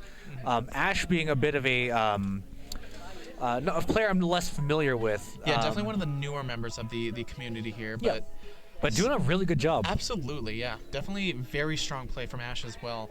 But Splat to the Future, definitely not out of this yet. They are at a little bit of a disadvantage here. They are going to need to win the next 2 rounds in order to stay in this. But they do have the counter pick. They do have the choice between Hammerhead and Mahi Mahi. Ooh. So you got a big long map and a small medium map. Yeah, small medium. A medium map. Yep. But it'll be interesting to see. Hammerhead zones is where we're heading up to. So they are doing a player swap right now just to reconfigure. I don't know who's doing that, but we'll find out shortly. It looks like, from where I'm sitting, it looks like we might be seeing Strider sub in for Carly. Oh. And I don't know if Groundcod Day is going to be making any changes on their end at all. Nothing that I can see from my current angle. Yeah, the only other person they would be able to have up would be Indelibro, and Indelibro is currently watching spectating the match right now. Is so. over there, so yep. I think we're good. Oh, interesting. Okay, well, we will see where they land with their counter pick. So. Mm-hmm. But both teams have definitely appeased the ghost of Jimmy Carter at this point. I'm glad you're keeping track of that, because I have zero idea where to take that thought thread. He's the peanut farmer president. but very relevant to squids and kids flinging ink everywhere. Yeah, it's they need to add a third species to Splatoon 4 called Jimmy Carters. Do they? Yes, Please. absolutely. You know what? I agree with you, Joel. A third race, Jimmy Carter's. Sure, we have salmonoids. Sure, And we have. there'll be a map, Jimmy Carter's Peanut Farm. And it's gonna be like Clam Blitz, but instead of clams and power clams, you're gonna have peanuts and I don't know what would the upgraded peanut be? Hazelnut? Hazel. Walnut? Brazil nut? Pecan. Pecans are Yeah, it's pretty gotta top be tier. pecan. Gotta be pecans. Yeah. Okay. If I knew more about American history and specifically American agriculture, I would be able to probably find that trajectory a bit easier because I'm sure there's another nut that they are absolutely crazy about. But you have peanuts, we have walnuts, and we have pineapple shells. That's what Yoko is saying. Yep. Pineapple shells notoriously nutritious for you. It's why I always eat my pineapples straight off the cob. I mean, coconut guns can't fire in spurts. Go back to this classic Splatoon 2 colors, watermelon and lime, I think we called this one. We made our own things up for it, but watermelon clover is what we've determined them. Yep. Yep. We were very watermelon pilled here at the Alberta Squid Swamp. It's very watermelon-y. Like that is a watermelon Jolly Rancher color right there. Yeah, absolutely. Which is, by the way, my least favorite Jolly Rancher flavor. Really? Yes, it's gross. It's so bad. Yoko asking off cam what my favorite Jolly Rancher flavor is. I don't know if I have a favorite. I just know I don't like watermelon. Like everything else. I mean, is it's got fine. a blue raspberry, right? Some blackberry. Oh, green apple is up green there. apple. Green for apple his, is up there for sure. Favorite. I am not always a conscientious consumer. I will just eat what's in front of me, and that I'm like, yes, sustenance is great. I'll put it in my mouth hole and savor it, let it roll around a little bit, and that's all I really need usually. But Speaking of keeping it and rolling it around in your mouth, Splat to the Future has a commanding lead. They have held the zone in their mouths and are they're savoring the flavor of the Splat zone right now. Getting that wipe, and they're going to use that to push up immediately. And I mean, Hammerhead Bridge is a map that you get that advantage, and you can just push hard, especially if you're running like anything with beacons on it. I don't know if any of these weapons do have beacons, but I noticed the Toxic Mist, and that is a great area denial sub for this map, in my opinion. Like, you have one way in. Exactly. You have one way in, and it's down. And so that is a great pick on that side, seeing it used very effectively when they pushed up to just delay them, which is what they need, because right now they're down at 23 points. Splat to the Future still taking that down. Groundcod. We have a Reef Slider. Yep, is that gonna? Nope. Not enough to neutralize it. Yep, that's the problem with the Reef Sliders. You know exactly where it's gonna be coming in and popping. So and that's game. All right. Like I said, this one's going to round 5, baby. We're going to round 5. Yep. It's Groundcod Day, Splat to the Future. Final match. It's gonna be either Humpback or Mako Mart. Groundcod Day's pick. Ooh. I feel like these two maps kind of have the same role, I guess. Oh no, it's probably gonna be Mako Mart. People love Mako Mart, but I like Mako Mart. It's a good one. It's a good map. Yeah, it's a good map. It is one of the maps that deserves to come back. So says Joel. Master of maps. So interesting to see where this is going to go with Groundcod Day picking that. Mako, I can see working really well with their kind of short range. Ooh, we have lied to you, good viewers. We're going to Humpback zones. Okay. All right, so I'm looking at Groundcod Day's preferred weapons here. All those little nooks and crannies, all those little dips. Yeah. There's gonna be some very sneaky plays here. I agree. Yeah. Interesting. I love Humpback. It plays well with my weapon choices usually, so happy to see that come back. I'm very excited to see how this match plays out. The beans are on the line right now. Yep, it's both of these. One of these teams is going to be walking away with a bronze medal, and we're going to find out which team that is in just a few moments here. Sorry, I just realized I had a missed opportunity here to add see if I can add flavors to the medals. You know how like Nintendo has like the bittering agents on the Switch cartridge. Which cartridge is your favorite? Which cartridge is my favorite? I mean, you don't sample them the second you pick them up? I sampled the first one I had because I heard about it, but I can confirm that they are very bitter and very unpleasant. I haven't tested any since. That would be a fun limited edition idea for Nintendo, though. Like, this one, kids eat up. It's a $90 cartridge of Super Mario Wonders 2. Yep. The cartridge for Pokemon ZA is going to be Miltank flavored. Which part of the Miltank? Don't ask. Anyways, welcome. I want a finely aged Pokemon ZA. Or ZA cartridge. A dry aged Miltank. Yeah, I maybe a little bit of smoky flavor. Smoked cheeses are my favorite. Okay. Oh, we're talking about cheese. Well, I assume if it's Miltank, then it would. Well, your favorite part of the Miltank? Yeah, for me it's the. They use all parts of the Miltank. Zioko's saying in some cultures they use all parts of the Miltank, which honestly I think we need to get in on more personally. We have Splat to the Future in purple and Groundcod Day in yellow. Well. So here it is, final map.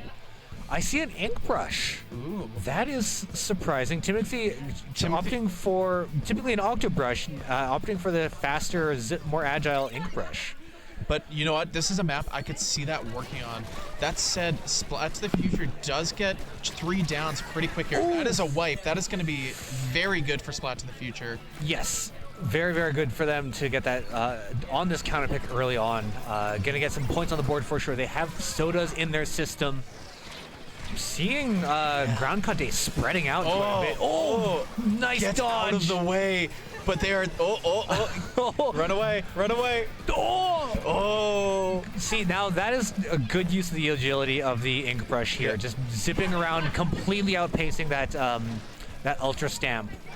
Super Jump's coming up here, firing into the middle here, obviously, hoping to get some penalty on there, because right now, commanding lead with 25. They need to cap it to get that penalty on there, though. There it is. There's the cap. So Groundcod Day might not have the upper hand right now, but they are saying you will not have your clean sweep. Yep. This is going to be a bit of back and forth right now. They do have a good position on the zone.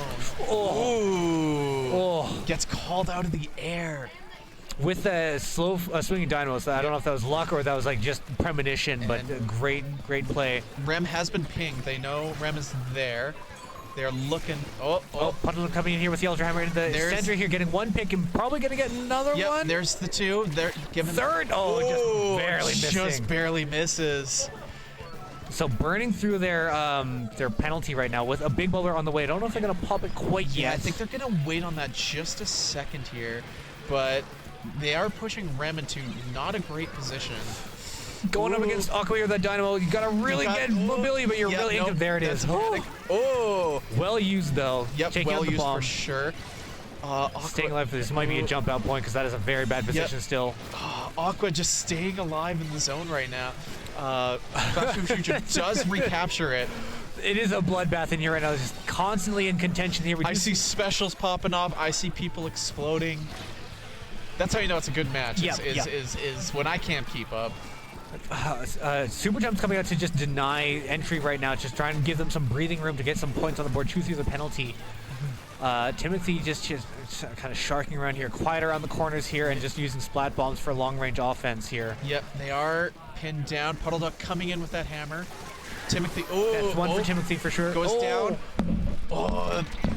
Okay, we are jumping out. Getting very close, not able to get to the same score there. Splat to the Future keeping that lead, but it is close. It's so close. 2 minutes left.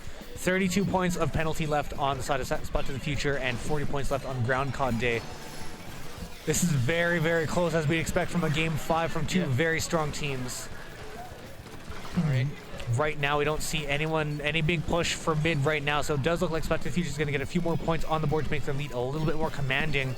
Yep, for sure. They're really pushed up here. Gets Samurai with that. Lavender pushed back, but they are 2 down. It's Puddle Duck and Lavender all on their lonesome. Getting a penalty. But Again, it's still theirs though. They have that penalty, but they were able to bring that down to 10 points. That is very, very big, but they're very quickly chewing through the penalty and not letting them. Although we do see Zam right here trying to get a little bit in, not able to cap. Gets called out by Puddle Duck. Aqua goes down. I think right now they're frantically trying to get in here and get in what they need to do. It is close. It is down to the wire. Timothy here, very up in arms, trying to get them down. I think this might be it. This is it. That's Splat of the Future giving Groundcod a wipe, and that is securing them a path forward. That was Ooh. Hype matches. No, applause from everybody here in the room. Absolutely. That was a fantastic round. Congratulations to Groundcod Day, our third place for this tournament. Third place in this tournament, but if I'm not mistaken, they have a chance to come back, correct? They go to losers bracket?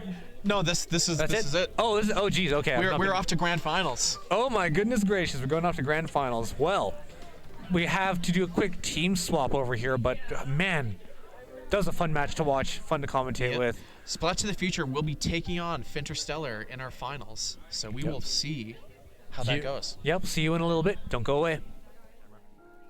Hello. Hi. We are back. I am back. Andrew is still here. I'm back too. Are you in the same chair? No, I'm in a different chair. Yeah, so you moved chairs. Fine. We are going to do the food segment really quick. I'm still off camera. I need to get closer to Andrew. Yeah. Okay, so Splatfest is what would make you happiest? Money, experiences, or presents? What would make you happiest, Andrew? I think at this point, Jimmy Carter being in my life. That's not one of the valid options. Money. Money? Okay. So I can fund the Jimmy Carter revival. Okay, so we have some delicious chocolate coins to represent money. So they'll take like 5 minutes to open, or Andrew will just eat it raw. That's good. This shell kind of tastes bad. Yeah, it's made out of metal. Did he have bones? No, all my pizza is boneless. I don't know. We gotta do the next one because I need somewhere to spit out this tin foil. Here, you can have the next prize. Just spit it in here. No. Okay, but we're starting the first match. Okay, so Splat to the Future versus Groundcod Day. No, Fintersteller versus Splat to the Future. These are okay. Fintersteller. These are the notes that I have. That's okay. Yeah, Fintersteller versus Splat to the Future. Yep. Okay. Whew. Yeah, so we saw Splat to the Future, very strong match. Going out of that last one, game fight was hype. They've got momentum. They've got good team coordination, very aggressive comps that they can work with. Right now, it looks like they are both got a few points in the middle, just very, very quickly here. But I feel like we're going to see a lot of back and forth in this match. We definitely will. Man, Claim here just gunning people down, dropping down some buffs for the rest of the team, and right now just getting a few points on board. But we see, like, there's no team right now that has a huge clear advantage. They need to make a side hustle or something like that to get around and flank. But right now there's order a side order of fries, something to do with DLC. Yep. I was gonna say that person should have downloaded the Staying Alive DLC, but I was like, that's kind of mean. Yes, it is kind of. But okay, so now we do see Fintersteller here in the zone right now, getting some points down. They do have a little bit of a setup, but they will get there halfway through before the other team is able to get. Hammer comes in, and then there's the splashdown, regaining control for Splat in the future. Yeah, that was. They only had one special inside of Splat in the future going in, so that was very much a hero play. But it did pay off to get that penalty in and stop this push and just kind of. I think right now, like, they are amped up. They are ready to earn a gold medal. Yeah, Fintersteller is pushing into spawn, just not letting Splat the Future get barely any ground, not even letting him get to the zone.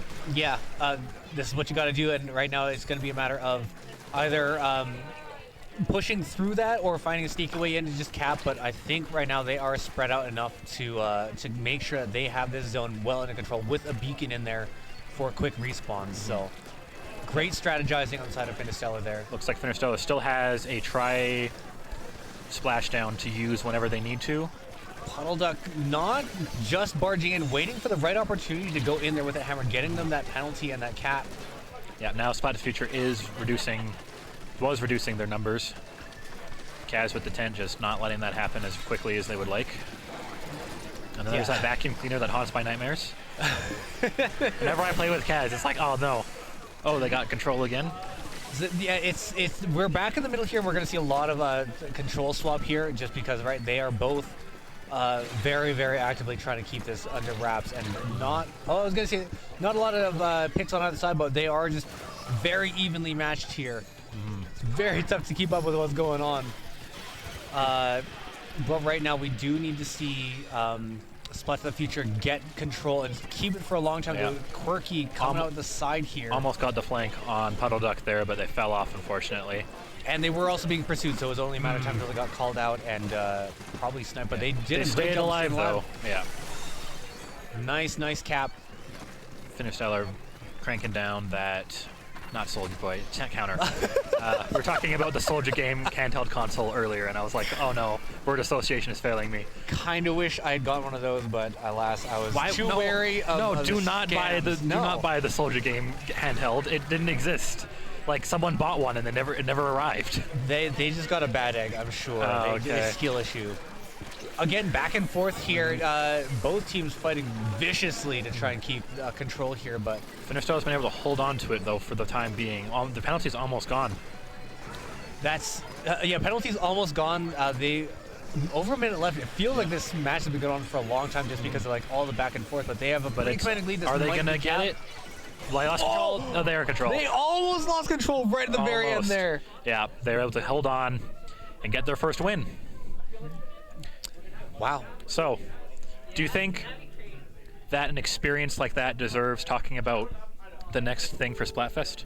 I think that was a great experience for everyone, and we could use a little bit more experience. So another experience that you could have if you pick team experience for Splatfest is you get to experience kissing the Grinch, because there are some How the Grinch Stole Christmas kisses, and they're Grinch flavored too. Oh, yeah. I saw McDonald's had Grinch flavored surprises as well. I don't know what flavor the Grinch is. Well, it's similar to Shrek, how he smells. I am suddenly a lot more wary There's a of this. lot of these left at the grocery store I work at because no one wanted to buy them. Because there's a whole song dedicated to how awful and smelly and bad he is. 39.5-foot pole. Yeah, exactly. So why make a candy off of him, you know? Well, the people over at the chocolate company didn't know what they were doing. Clearly. Oh. I was gonna say, this does have. I gotta eat the paper bit. Grinchmas. Yeah, So, each kiss does come with a free Grinch pube. So, it does get caught in your teeth pretty good. Oh, that's yes, every single strand of your hair says Andrew on it. No. Yeah. That is going in the weird bits that have been in my mouth pile. It tastes just like a regular chocolate kiss. Yeah, I lied. Well, I wanted to build prestige and intrigue. it's prestige built on the foundation of lies, though. Yeah, I'm really good at lying. Okay, well, I believe you. Thank you. I was lying. Oh, God damn it. Where does it end? See, I have a really good poker face because when I play poker, I don't look at my cards and bet all in. And then I'll be like, I bet my life on this game. Are you willing to bet your life on your measly cards? And usually they're not. That is incredible. Yeah. You go all in with everything you've got because most people are pushovers and we're not willing to do the same. And then I usually have like a 5 and a 3 and have junk. Bluffmaster Banana Bro. Yeah. That's incredible. Well, I'm less interested in the McDonald's Grinchmas, social push. So I think I don't think it's gonna have the same mouthfeel.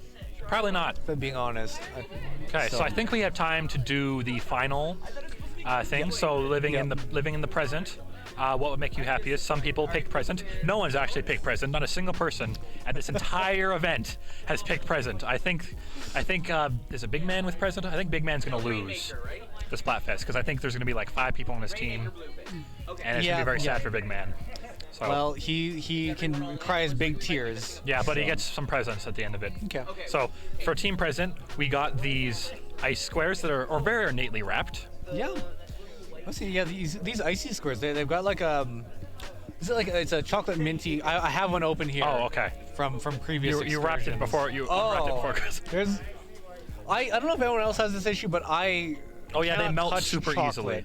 And there's also, for whatever reason, saliva and chocolate mixed on there already. Yeah, because you spat on it.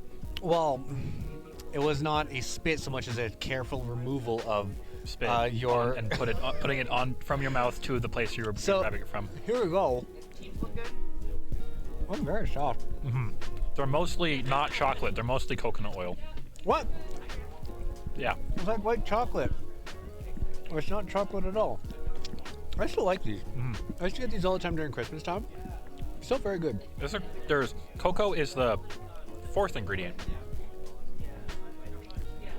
Well, There's also soy lectin. material science continues to progress. We can make chocolate without much chocolate these There's days. spice. Hooray! Yeah. Arrakis is saved! Is that a Doomsday reference? Dune. Anyways, we are here. We are Love Doom guy. All right. My favorite Splatoon character, Doom guy. Yeah, I made a crossover in that Doom movie that had the big sandworm. That's the one. Yep. Exactly the one. They shot the laser on Mars. Rainmaker here. Man, this map is. I fall off all the time. Yeah, exactly. It's very precarious. I have bad memories of this. I do from like this Blob. map. I just need to play more of it so I can do the hardcore parkour. Yeah, because that middle section is where you do sick tricks and flips. It usually ends up with a lot of ring around the rosy, but I would love to do some parkour. Oh, I like the lifts. I forgot about those because before you used to like squid swim up them. Rem, don't That okay. bend him. Oh yeah. Quirky able to survive against the Kraken and also getting a second pick on Puddle Duck here as they push forward, getting the wipeout in the end and getting this Rainmaker checkpoint cleared, along with the side path being already painted up so they can get a few more points on the board before they have to encounter some problem people. All right, here's Kaz with the vacuum ready to suck up the enemy. Yep, waiting for the right opportunity. I think the right opportunity is right now. There it is. That is great restraint because I would have popped that Yeah, I would've so been much like- sooner. Like, people are there, run! This is what high-level Squid Game Oh looks yeah, like. is Squid what, Game Splatoon- came out Video recently. missing. Mr. Beast made a Squid Game. Didn't go very well for him, but that's okay. You know. It's true. It in fact went very poorly for him. Yeah. Brought to light a lot of fun detail. Oh, fun details for everyone but him. Yeah. But this Rainmaker seems to be doomed to stay on this lower level, not able to take the elevator up or swim up the side here. Splat in the future not wanting to let this Rainmaker progress any further. No, 65 points on the board for Fintersteller. So Kaz taking players out with that A lot of people jump in. umbrella. Yes. I have noticed that Kaz has been putting a lot of umbrellas, not umbrellas, beacons on the field, which is helping maintain that pressure, though. I don't really see any on right now. Hopefully, Fintersteller has noticed this trend, or not Fintersteller, Splat Future has noticed this trend and, taken measures against it, because those are going to be a pain to deal with. There's a lot of nooks and crannies in this map that you can hide those beacons, and that's just going to allow constant pressure from Fintersteller if they are allowed to exist. And I know that. Oh, there's one up on the top of the platform there. Yep. And I know that Kaz runs sub power up so that the squid jumps are basically just like miniature teleports. Yep. When you have that maxed out, it is incredibly fast and almost jarring to use them. Nice call out. Lavender in a bad spot getting... all four 4v1s usually don't go very well for the V1. No. But the team was able to capitalize on it a little bit, taking 2 down from we're Seller. A good placement of the tacticooler to stop. Yeah, we're 1 point apart from each other right now. It's anyone's game right now. But yet we are a minute 30 left on the clock here. Nice job, Puddle Duck, harassing people back here with this hammer, popping that thing. And there's Grabbing lead. Is this gonna be? Oh, Quirky saving the day, getting that splat before they're able to get to that pedestal. Yeah, that's why you don't retreat. You always jump off the edge. Kaz the vacuum here, preventing. Oh wow, the Kraken is plowing through. Kraken versus vacuum is a very favorable matchup for the Kraken here, but just backing off to make some space.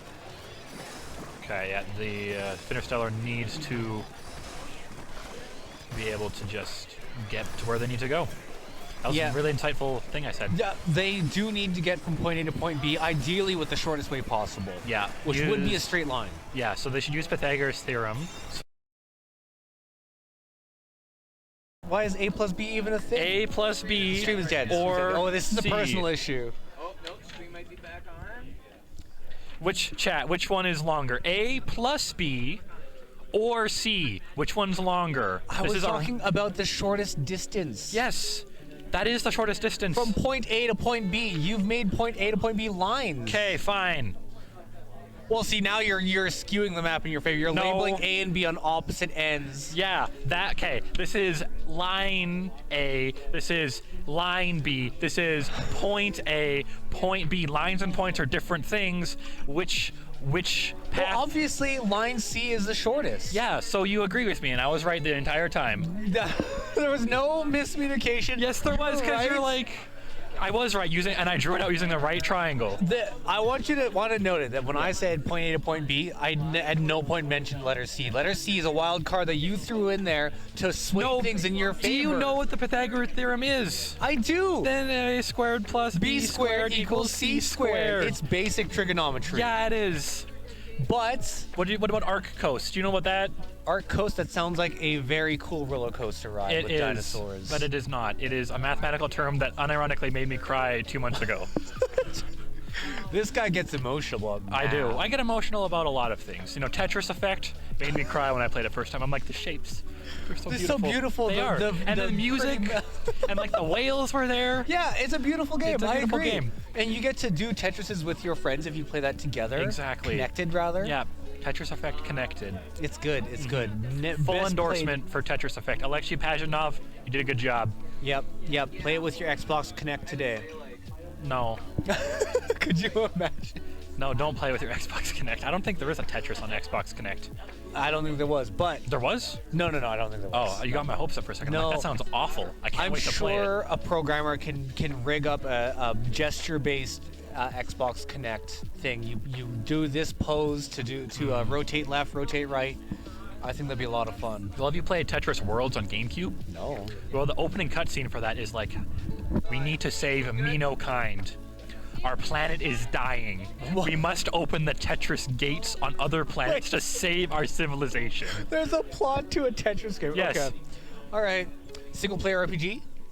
Turn-based? Single player, yes. Turn-based, yes, actually. But it's only you. It's your turn, and then it's your turn again, and then it's your turn again. And you turn the blocks. Yeah, and you turn the block. So it is a role-playing game because you actually do make your own little like Mino guy who's like a square who does the Tetris.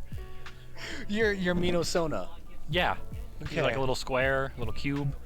And he goes to like another planet and is like, all the planets are not very like habitable, by the way, except for like one that's like a forest planet. But one's like, we're gonna send one guy to the volcano planet and see if that's where we're gonna live. You know what else is really hot like volcanoes? Mustafar. This match coming up right here. Yeah. That was an emotional ride, that little segment, but we're back with more Splatoon. Yeah, no more math for our... Clearly, it's a hot button topic. I forgot to bring my element cards as well. I was supposed to like talk about the different elements. So I don't talk about that last time with you. Periodic table of elements? Okay. Well, anyone who's interested in that, go watch the anime Element Hunters. It is truly awful. But we're playing Splatoon. It's 1-1. 1-1. So we're back at Splat zones here. And with the split zones here, there's going to be a lot more options for stalling out, just because you can cap one side and stall any points being gotten. Like what just happened there. So yeah. Fintersteller is having 1 Splatling, and Splat2 has 2. Splatlings are very good on this map because you can just get on that little circular platform and just take the zone. The zones look different than the last time I've seen them. Well, maybe they wanted to freshen things up a little bit. Ram narrowly surviving that Illidan's splashdown. Some amazing hitbox manipulation, but unfortunately it wasn't enough. Yep. Illidan's just getting up here and getting, being a jump point and getting Fintersteller a cap on that zone, putting a penalty on Splat to the future. Great job pushing up there. Looks like we have Splat to the future kind of not really pushed up, but they are being threatened here and just being harassed, I think. So we very a lead change, but there's a lot left in this match, so it's not super decisive. Fintersteller has taken the lead now. Oh, the zone got small in the last update, so I wasn't crazy. You do, this time. in fact, know your shapes and sizes. Yep, I do play a lot of Tetris. And that's what Splatoon 3 is essentially is from a map design perspective. Oh yeah, hot takes. Hot takes. We do see Fintersteller coming down to 30 points left on the ticker here. So Splat the Future does have to get in here and cap, but we see Clay back here just keeping this painted, maintaining a lot of distance that they aren't in direct danger. Yeah. To be able to keep that down, but they do get taken out. Yep, 10 points left. I think they... Oh, they really got to get in here. They have no specials. It's not going to happen. Oh. Fintersteller, another point on the board. All right. So the next one could be our last match. Potential. Well, we're doing best of 7. Then I was wrong. So on all counts, we didn't tell you. You changed the rules and you didn't. Yeah, we didn't tell you. We didn't. Well, we have time for best of 7. That's true. And look. Wow, look at all of those Uno reverse cards. That is exactly what that is. I was inspired by the Uno reverse graphic and used Inkscape to be inspired by it directly, by which I mean there's an auto trace feature. I have an idea for one of the next promo videos to be Uno related, but I have to contact Mattel first to make sure they're okay with it, because they might not be too happy with my defamatory showcase of their card game during my video. So it's always easier to ask for permission than for forgiveness. Wait. Yes, I agree. From a legal perspective, you're 100% correct. That's what I meant to say. Nothing like a good icy square to shut me up from everything I'm doing. So I kind of got your little bit of opinion on what the Octoball got for Christmas, but here I'll let you play around with it for a bit. What do you think of the thing Octoball got for Christmas? Honestly, this thing, it is very universal because this is a party light. Yes. So like, I don't really want to look directly at it because it is... They're not lasers, they're just LEDs. Yeah, but they're very bright LEDs. I could easily see you, especially if you could rig this up like on the ceiling, have this mounted on the ceiling with a water reservoir plugged to the back of this for a Well, the water reservoir needs to be in the bottom there, because the water goes in from the bottom and goes out the top. And it's a 5-foot jet straight up. And it sprayed water everywhere. My head was soaked, my phone was covered in water during the filming of that. I'm like, I really hope my phone doesn't short circuit. It's a pretty safe assumption that most phones are waterproof unless you have like one of the Mine is not ones. because it has a headphone jack on it. You can still make those waterproof. Yeah. They make charger ports waterproof. They did? Yeah. I did not know that. Yay, well, back technology. Then, but yay technology. So. Yeah, so that's the motor. That's the motor. You activated it. When you activate the motor, it does give you. That blinds the camera. Those lights. Well, blinds me too. So we're sharing in this experience. Watch the video for a much better, because when. Where's the? You have to press the button 3 times. That is super intuitive. It is not working. Yeah. So the second mode for the motor. Yeah, hold on more so people can see. There's the seizure mode. Yeah, then there's all red, and then you press it again, it'll be all green, and then all blue. We got a fun little toy. If we had, I guess we could like get a little water reservoir. We could fill this with water, and then put it here, and then water would spray up and short out all the electronics. I need you to turn this off. You said press it 3 times, and I have tried. You pressed that twice. Yeah. You're lying to me so often today. I can't believe this. You are a trusted tournament organizer. Yeah, no, you press it's off. 1, 2, 3. So if it's off, you turn it off 3 times, turn it off again. It's 3 presses if you include C in the equation, in which case you're right and I'm wrong. Yeah. I see, okay. You know, heads I win, tails you lose. That's how it goes with me. We can even do a nice coin toss. All right, heads I win, tails you lose. Call it, Andrew. Heads. Yo, let's go! Camera can't see it, but I totally it's heads I win. This guy. All right, we are. Rainmaker, I think. No, clams. I just saw the hundreds, and I was like, that's in every mode, though. Yes, it is clam. Except Turf War. So, okay, we are going into the center here. Looks like clam economy is pretty even Steven right now. Ooh. There is There's a lot of protection I've noticed on Kaz's team with the, what team is it? Splat to the Future? No, the one that isn't. Fintersteller. Yeah, because they have someone with the splash wall and Kaz's shield. Yeah, so that is going to be a lot of defensive capability there, which is, with choke points like this, that could be very, very good. Having defense on this map is very good because you get locked into your base and you're just stuck here for the entire match. Climb Blitz is always going to force you to go out a little bit, though we do see that. Oh! Clave, I was going to say, needs to take that climb out, but very, very quick pivot turn to get that. Whew. So, right now, we have no clams in baskets at all, though we do see Fintersteller here with plenty of clams. They have Super Clam now. Yep, and they are probably going to be juggling those. I see a very concentrated push up to the basket here with Kaz being the holder of this, which makes sense with the 10 umbrella being able to just soak up some hits with the parasol. But and here comes the vacuum. Ooh. Splat Future dropping their power climb, and I believe they're got a double there. Whew. Kaz is protecting this clam. Yeah, playing around the shield, playing to his strengths. I think Kaz might be able that is sneaky. Kaz is... Oh, okay, he avoids the bomb, but gets splatted from behind. Very nice play there. He almost had that in the basket here. Yeah, they would start... Okay, that was a good sacrifice, getting good, excellent teamwork. Very, very good coordination, like knowing that, like, hey, I'm going to pass you this, and just knowing it was a risky move, and just, you know, great coordination there. 2 power climbs on the side of Fintersteller there still. Clam Blitz has been Fintersteller's game mode. I don't think they've lost a single one this entire game. They have been very, very strong with it, and which is, I keep thinking like this is like the way to go, because so many people just like playing Clam Blitz, and if you can excel at it, it's a mode in counterpick specifically where you can like pretty easily dominate just by the overall player base bias against it. Yes. So we see Splat to the Future trying to push up here and put Fintersteller in a bad spot. Yeah, they have Power Clam. Trying to go around the side there. Trying to get around the side, but getting spotted, getting taken out by 2 people. Still 0-0 on both sides.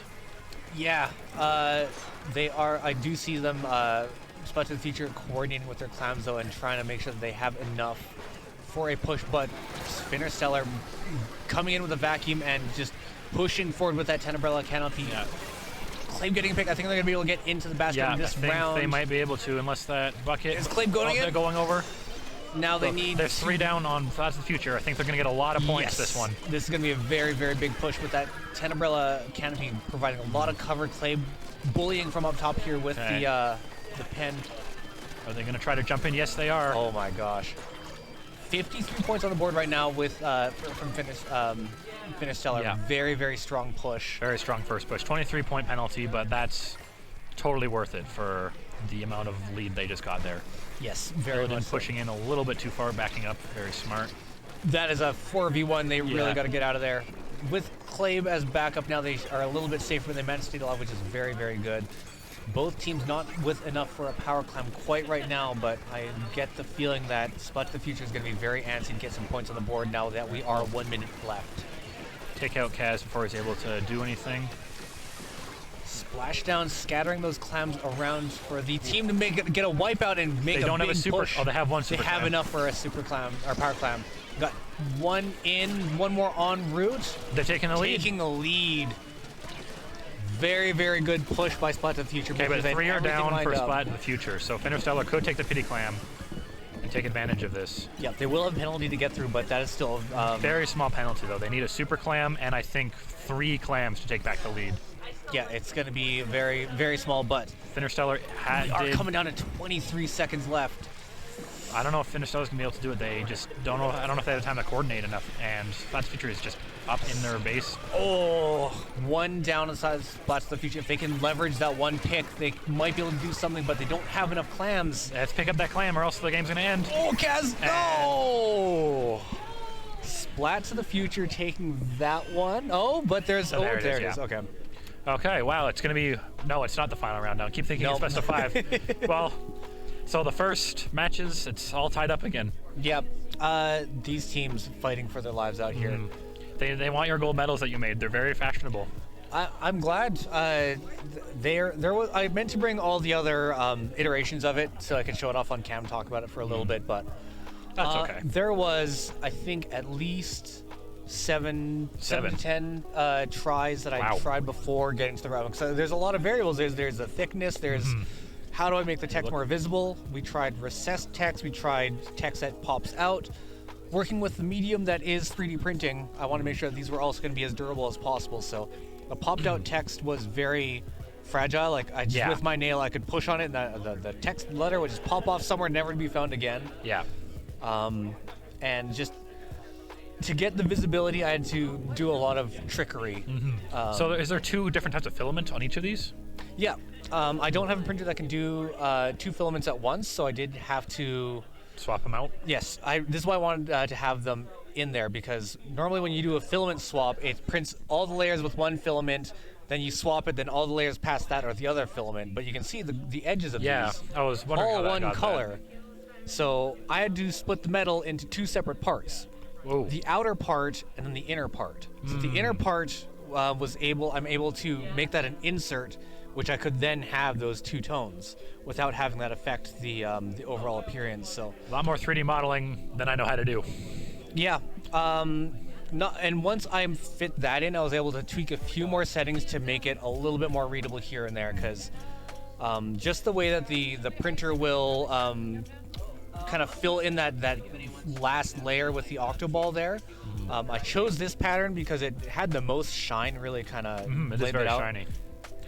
Speaking of shine, I was thinking, Yes. so you could send me the files, and then I could go to a CNC manufacturing place and get some metal finette of solid tungsten for the TOs.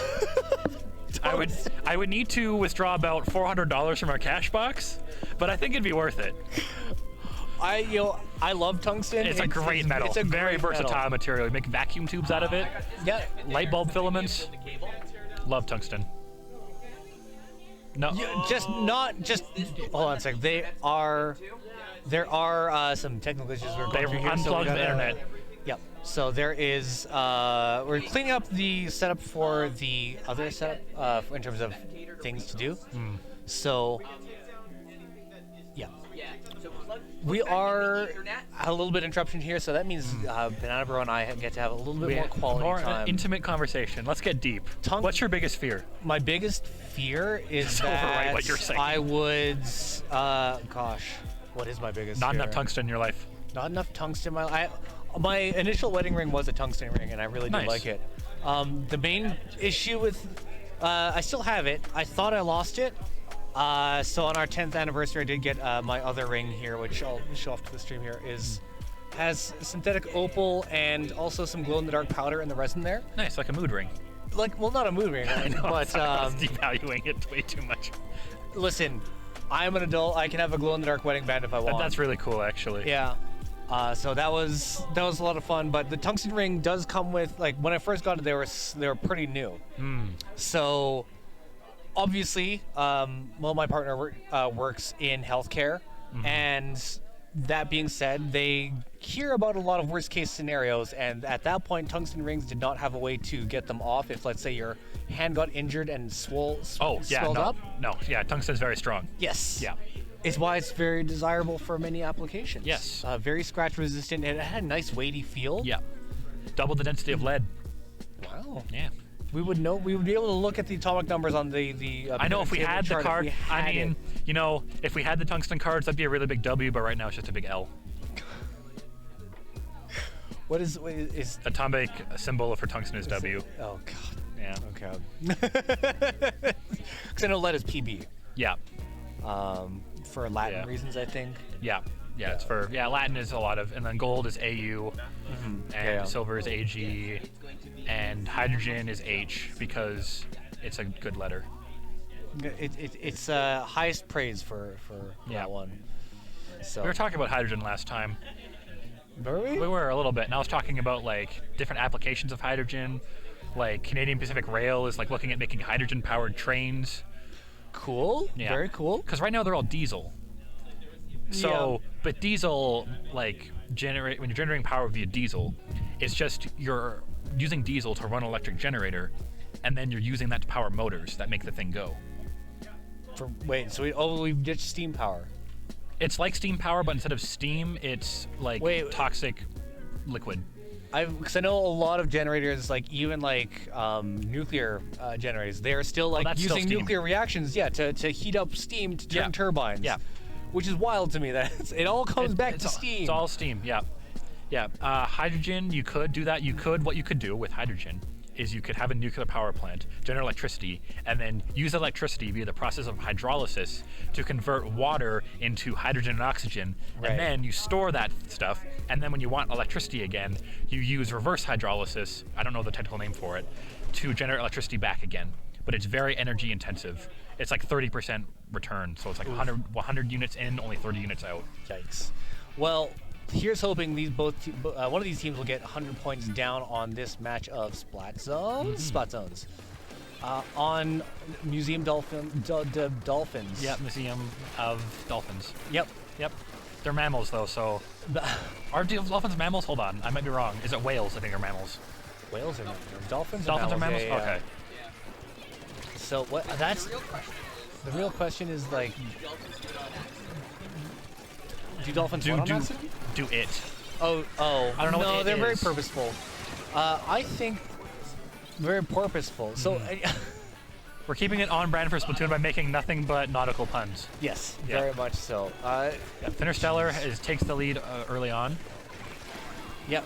Kaz with his typical setup here is going to be well suited for this. The area vacuum can't as suck up well. sound waves though. No. Great dancing around them though. Like that was very well done. They did have a sick beat to dance to. So. Geez. Okay. Right now, Fintersteller is been taking it down. Don't have a lot of openings for Splat to the future to leverage right now. So I think they need to get a few picks on. At Claves least go one down. of the- Claves survived the. Yep.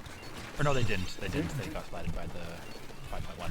Well, Fintersteller is just doing a great job surviving and just maintaining pressure right now. Like they're just not giving up. That being said, when I was talking, they did manage to get in there and get points on the board and a penalty on Fintersteller. Polaris unable to get the drop on Clave, that longer range weapon. Yep. Playing around that tent, just oh no, Kaz! Oh, that is. Yeah, can't do anything about Okay. that when you're just stuck in the middle of the splash zone. So yeah, looks like Splat to the Future is starting to get their momentum going here in this Splat Zones match and able to get some points on the board and push Fintersteller by the backboards a little bit with Kaz back here being a little sneaky. Yeah, a little sneaky boy, a little sneaky lad. Waiting to getting Rowan. Oh, not able to get Rowan puddle saw duck. through it. Yep. Probably heard some sneaky Kaz noises coming from behind and able to call him out and get him taken care of. Lead exchange. Yes. Oh, Okay, boy. nice. They did get the penalty though, so it's not going to be. It's going to be a while before the game ends. Yep. Okay, Puddle Duck jumping out after using the special. Very good because that way they don't have to wait for respawn and all that stuff. Kaz setting up a shop with the beacon in the middle here. Yeah. Great job with supporting that Tenderbrilla. Just consistently very good support with that. Yet, Okay, I think they're building up specials for Splat in the future. Oh, lead exchanged again back to Fintersteller. Lavender coming in with a triple splashdown. Doesn't not giving ink any very much on zone picks. due to the vacuum that's up there. Still managed to get capped though. Did lose control again. Will they get another penalty? Not clear. Wavebreaker is out and deployed, trying to disrupt the other team a little bit. They are. This is crazy. There's a lot happening. I'm noticing that both teams are really utilizing communication. Like those coordinated special pushes. Oh, double! That was. Let's go. Illidan's getting that double pick with the triple splashdown and capping zone. And This late in the game, that might be the game-winning play. we will see. Splat the Future still have plenty of time to get push back in there, but they need to get specials and do what they've been doing before and just coordinating. Yeah, they pushed their in a push bit too in. far. Lavender pushing really far here, able to get zone, but that is a Gonna be really nerve-wracking. close. That is a very frontline Nautilus. Like that is literally frontline, and it makes me so nervous. But they managed to make it work. They pushed forward enough to push their team back, but they were able to sneak around from the side and cap zone back from them. So much back and forth. That was a crazy flick from Kaz. He was just like, he was ready for that. Very, very accurate flick to get that splat in. I think that was like every single pellet from the shotgun blast. Yeah.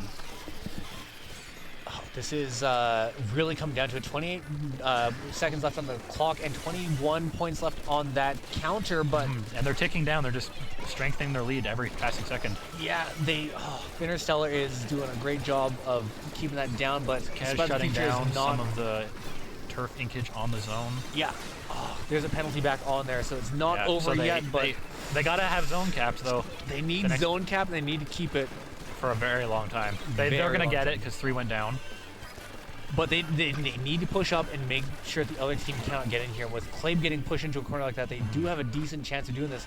Kaz putting a beacon up there. Oh, but the beacon getting sniped by the wells or the stringer. They just need to get cap. They lost control. They need a little bit more. Looking at that gauge in the middle is very nerve-wracking. We see Cap. They're back in control. It's anyone's game. Anyone's game. Oh my gosh. Clabe cannot go down. Clabe. Oh, this might be a reversal. There it is. Whoa! That was one of the closest games that we have seen. That was like 40 points off of the end there. Real nail biter. Holy. I was even like, I lost a nail in that one. You chipped a nail? Yeah. Well, no, it's fine. Like I just did the tough part. That was high intensity. Very close. Well. Okay, so one more win potentially. Yeah. Yep. One more win from the team that just won. So we have got 1 or 2 more matches left. We could go to Game 7. It's still a possibility to go to Game 7. Well, 2 more matches would be Game 7, wouldn't it? Let's look at the score. I'm bad at counting. Here's the map. So we have 3 on the side of Splat of the Future. So if Fintersteller wins this one, then we're going to match 7. Yeah. And obviously it is their counter pick right now too. So there is a. We're discussing the possibility of bracket reset. We don't have time because we do have to be out of here in about just under an hour. So we are just gonna have to go with what we got and go from there. It's gonna be tough. We have to do pack up and all that stuff. So if there is a case where the bracket reset does happen, so we bracket are reset gonna would have be to. If Splat of the Future wins. They are coming from the losers bracket, right? Yes. I have to double check that. Let's take a little look-see. Yeah, Splat of the Future did win losers round 3, which did put them into here. So, yes. Okay. If they win, that would technically be a bracket reset. Okay, but if they win, they're just the overall winner? I leave all the tournament stuff to other people, so Me too. I don't actually know. We're speculating. This is just a lot a theory. of speculation. It's just just a tournament theory. Yeah, a tournament theory. You already said tournament. Okay. Yeah. So we will. I don't know. I'll have to ask the people I delegate the tournament stuff to on what that will result in, but we'll get it figured out. We'll always do. At the very least, maybe we just cut the medals in half and have them have a gold, silver medal. I did bring each. scissors, so. Or no, I should have brought my soldering iron, then we could have like melted down the middle there. Oh, yeah, that would have worked really well. It fills the room with toxic fumes too. Well, yeah, it would. Yeah. That'd be fun. Yeah, I've done that for one of my engineering classes because we made like a circle to like hold a reservoir, but my group member didn't actually measure the reservoir. They're just like, it'll fit. And it was like about a millimeter too small. And we were like sanding around the side of it and like getting like plastic fragments everywhere, but it wasn't going fast enough. So we're like, all right. So I grabbed a soldering iron and I just like was jamming it in and scraping it out to enlarge the size of the hole. And the room reeked of like toxic plastic fumes for the next 3 days. If that was ABS, that was absolutely toxic fumes. Yeah, it was which great. I assume it would be for a container what you're doing there. Yeah. The right plastic Well, it was the University of Calgary, so it was the cheapest 3D printing filament they could get. Oh, then PLA. PLA? Oh yeah, I would think it was PLA. So then that's not toxic. Oh, nice. It smelled toxic. Yeah. So, yeah, here we go. Yep. This could be the last one, or it could be the journey to match 7 here. So, Inkblot Art Academy. I really like this map. Tower control is a bit of a challenging one. Fintersteller getting 3 down here. Splat the Future being very aggressive, and Lavender pushing up here and taking care of the beacons. Oh, Yeah. Not able to win the duel against Glaive there. no, but in the meantime, Splat the Future's the rest of the teammates were on that tower, pushing it really Yeah. far forward. Already past the first checkpoint. So they're very much aiming to have this done. So Carly just doing a great job of just keeping this back area covered and turfed. Yeah, there is a beacon on the tower, not anymore. We're back to mid. Back to mid with some specials pop. Some players down on the side of Fintersteller, though they will be quickly respawning in. No, Illidan's not survive the inkjet there. There must be calls happening because Puddle Duck was aiming right for the other players. Yeah. So must have known where they were and hoping to get a lucky shot in. But right now, Fintersteller on tower, trying to get some points back on the board. Maybe they can get past this first checkpoint with a good enough push.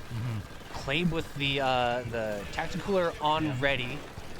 Probably gonna get on tower and pop Kaz it right has there. vacuum. There we go. Double special time. Double special. Or triple special time.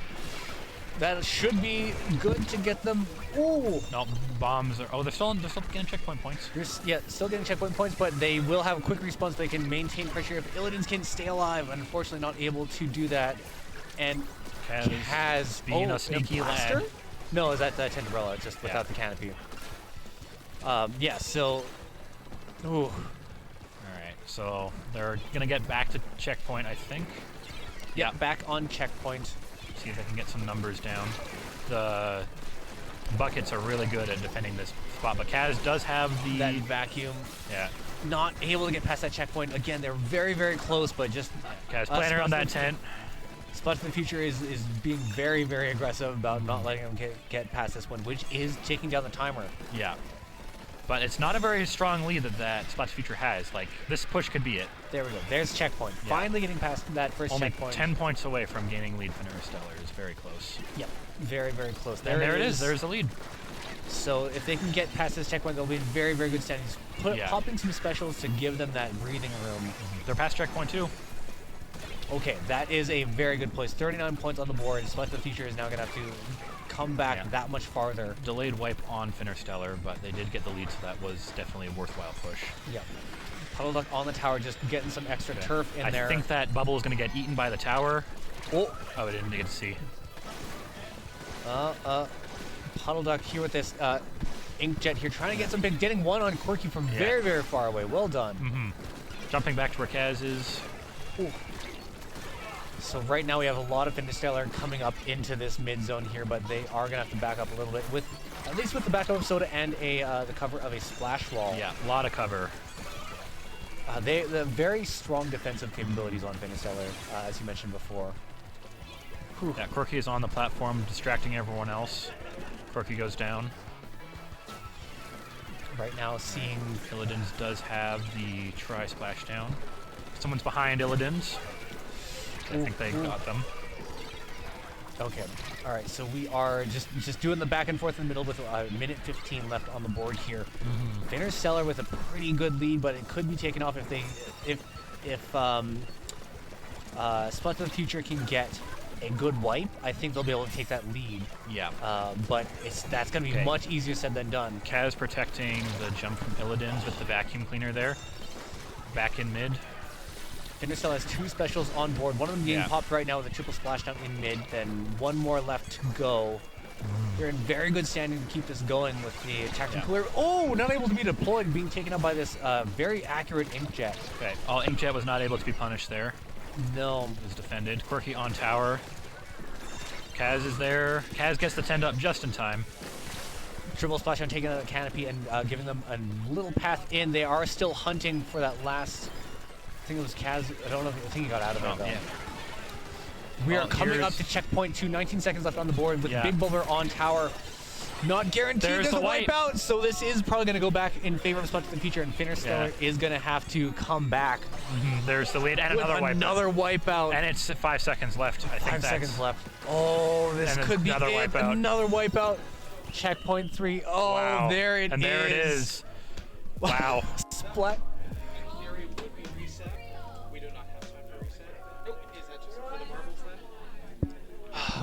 let's go. So, congrats to. That goes to Splat to the Future. We're having a quick discussion on the side here for what to do. This one here. So we are going to have to make some discussions and make some hard decisions here because there is no overtime. And for us here as TOs, Century Box, we have to respect the time of the people in the Century Box cards who lend us their basement. Yeah, we don't want to make the landlords upset. Exactly. They increase our rent. Our rent of very generous time. So yeah, they'll increase it by infinite percent, and that's pretty bad. It's very, very bad. But so we are going to have to go with this as the official call of that being the decision. Because we don't have time for bracket decision. So congrats to Splat to the Future for winning that, taking it from the losers bracket all the way up and winning gold. Yes. Fintersteller doing very, very good throughout the entire thing. That was the only match they lost this entire time. Only set, sorry. Very excited to watch back on those VODs. Yes. But we are doing some quick announcements here. We're going to let Reina do her thing. But in the meantime, stream, sorry to cut this a little short, but we did have some very, very good Splatoon matches. We are going to be back in action, actually, at the Salt Flats on February 15th, which is February 15th. It is a very, very good time. If you haven't been to Salt Flats, it's run by I've never been to Salt Flats before. You're going to love it. Okay. You specifically need to go into the random Right, I was like, I need to help come up with some really good ideas for that. I have some. Well, you don't have to come up with ideas for it. I want you to experience it. Oh, you want me to play in it? I want you to play in it. Oh, okay. Well, I guess I'll give it a try then. For those who haven't been, it's run by Asa, and they do very, very fun events. There's competitive stuff, but there is also very fun. Anyone can participate in rock, paper, scissors competitions. I'm really good at that. With really good prizes. Really like good prizes. Gaming chairs and stuff like that. I could have two Xboxes, gaming chairs? One for each cheek. Wow. Yeah, so. I can gain 400 pounds and be fine. Exactly. But we're going to call stream here. Look forward to Salt Flats. Keep up with our other announcements in the Discord chat. Yeah, we hopefully will have a highlight video from the entire season being made. Ideally, that'd be wonderful. Yeah, so if you're watching this if you're watching in the VOD, go back through the last 3 VODs. We're going to hopefully set up something in the Discord where people can send timestamps from videos to us, so we can edit all of those things together and hopefully have. I'm hoping for 20 to 30 minutes of highlights, but depending on how many clips we get, we'll see. Yep. So you got a little bit of homework, but it'll be fun to watch your old matches through. I'll be marking it. But yes, for realsies now this time. Thanks for co-commentating with me. Thanks to Yoko for running stream and getting everything set up. To Reina and Joel for being our TOs here on the ground. To all of our participants, thank you so much for coming to our events. This is a lot of work, but it all makes it worth it when we see you come here, have fun, smiles, eating snacks, and making new friends. Thank you so much for playing our games. Exactly, our Squid Games. Season dun, 2. Dun, dun. You get the...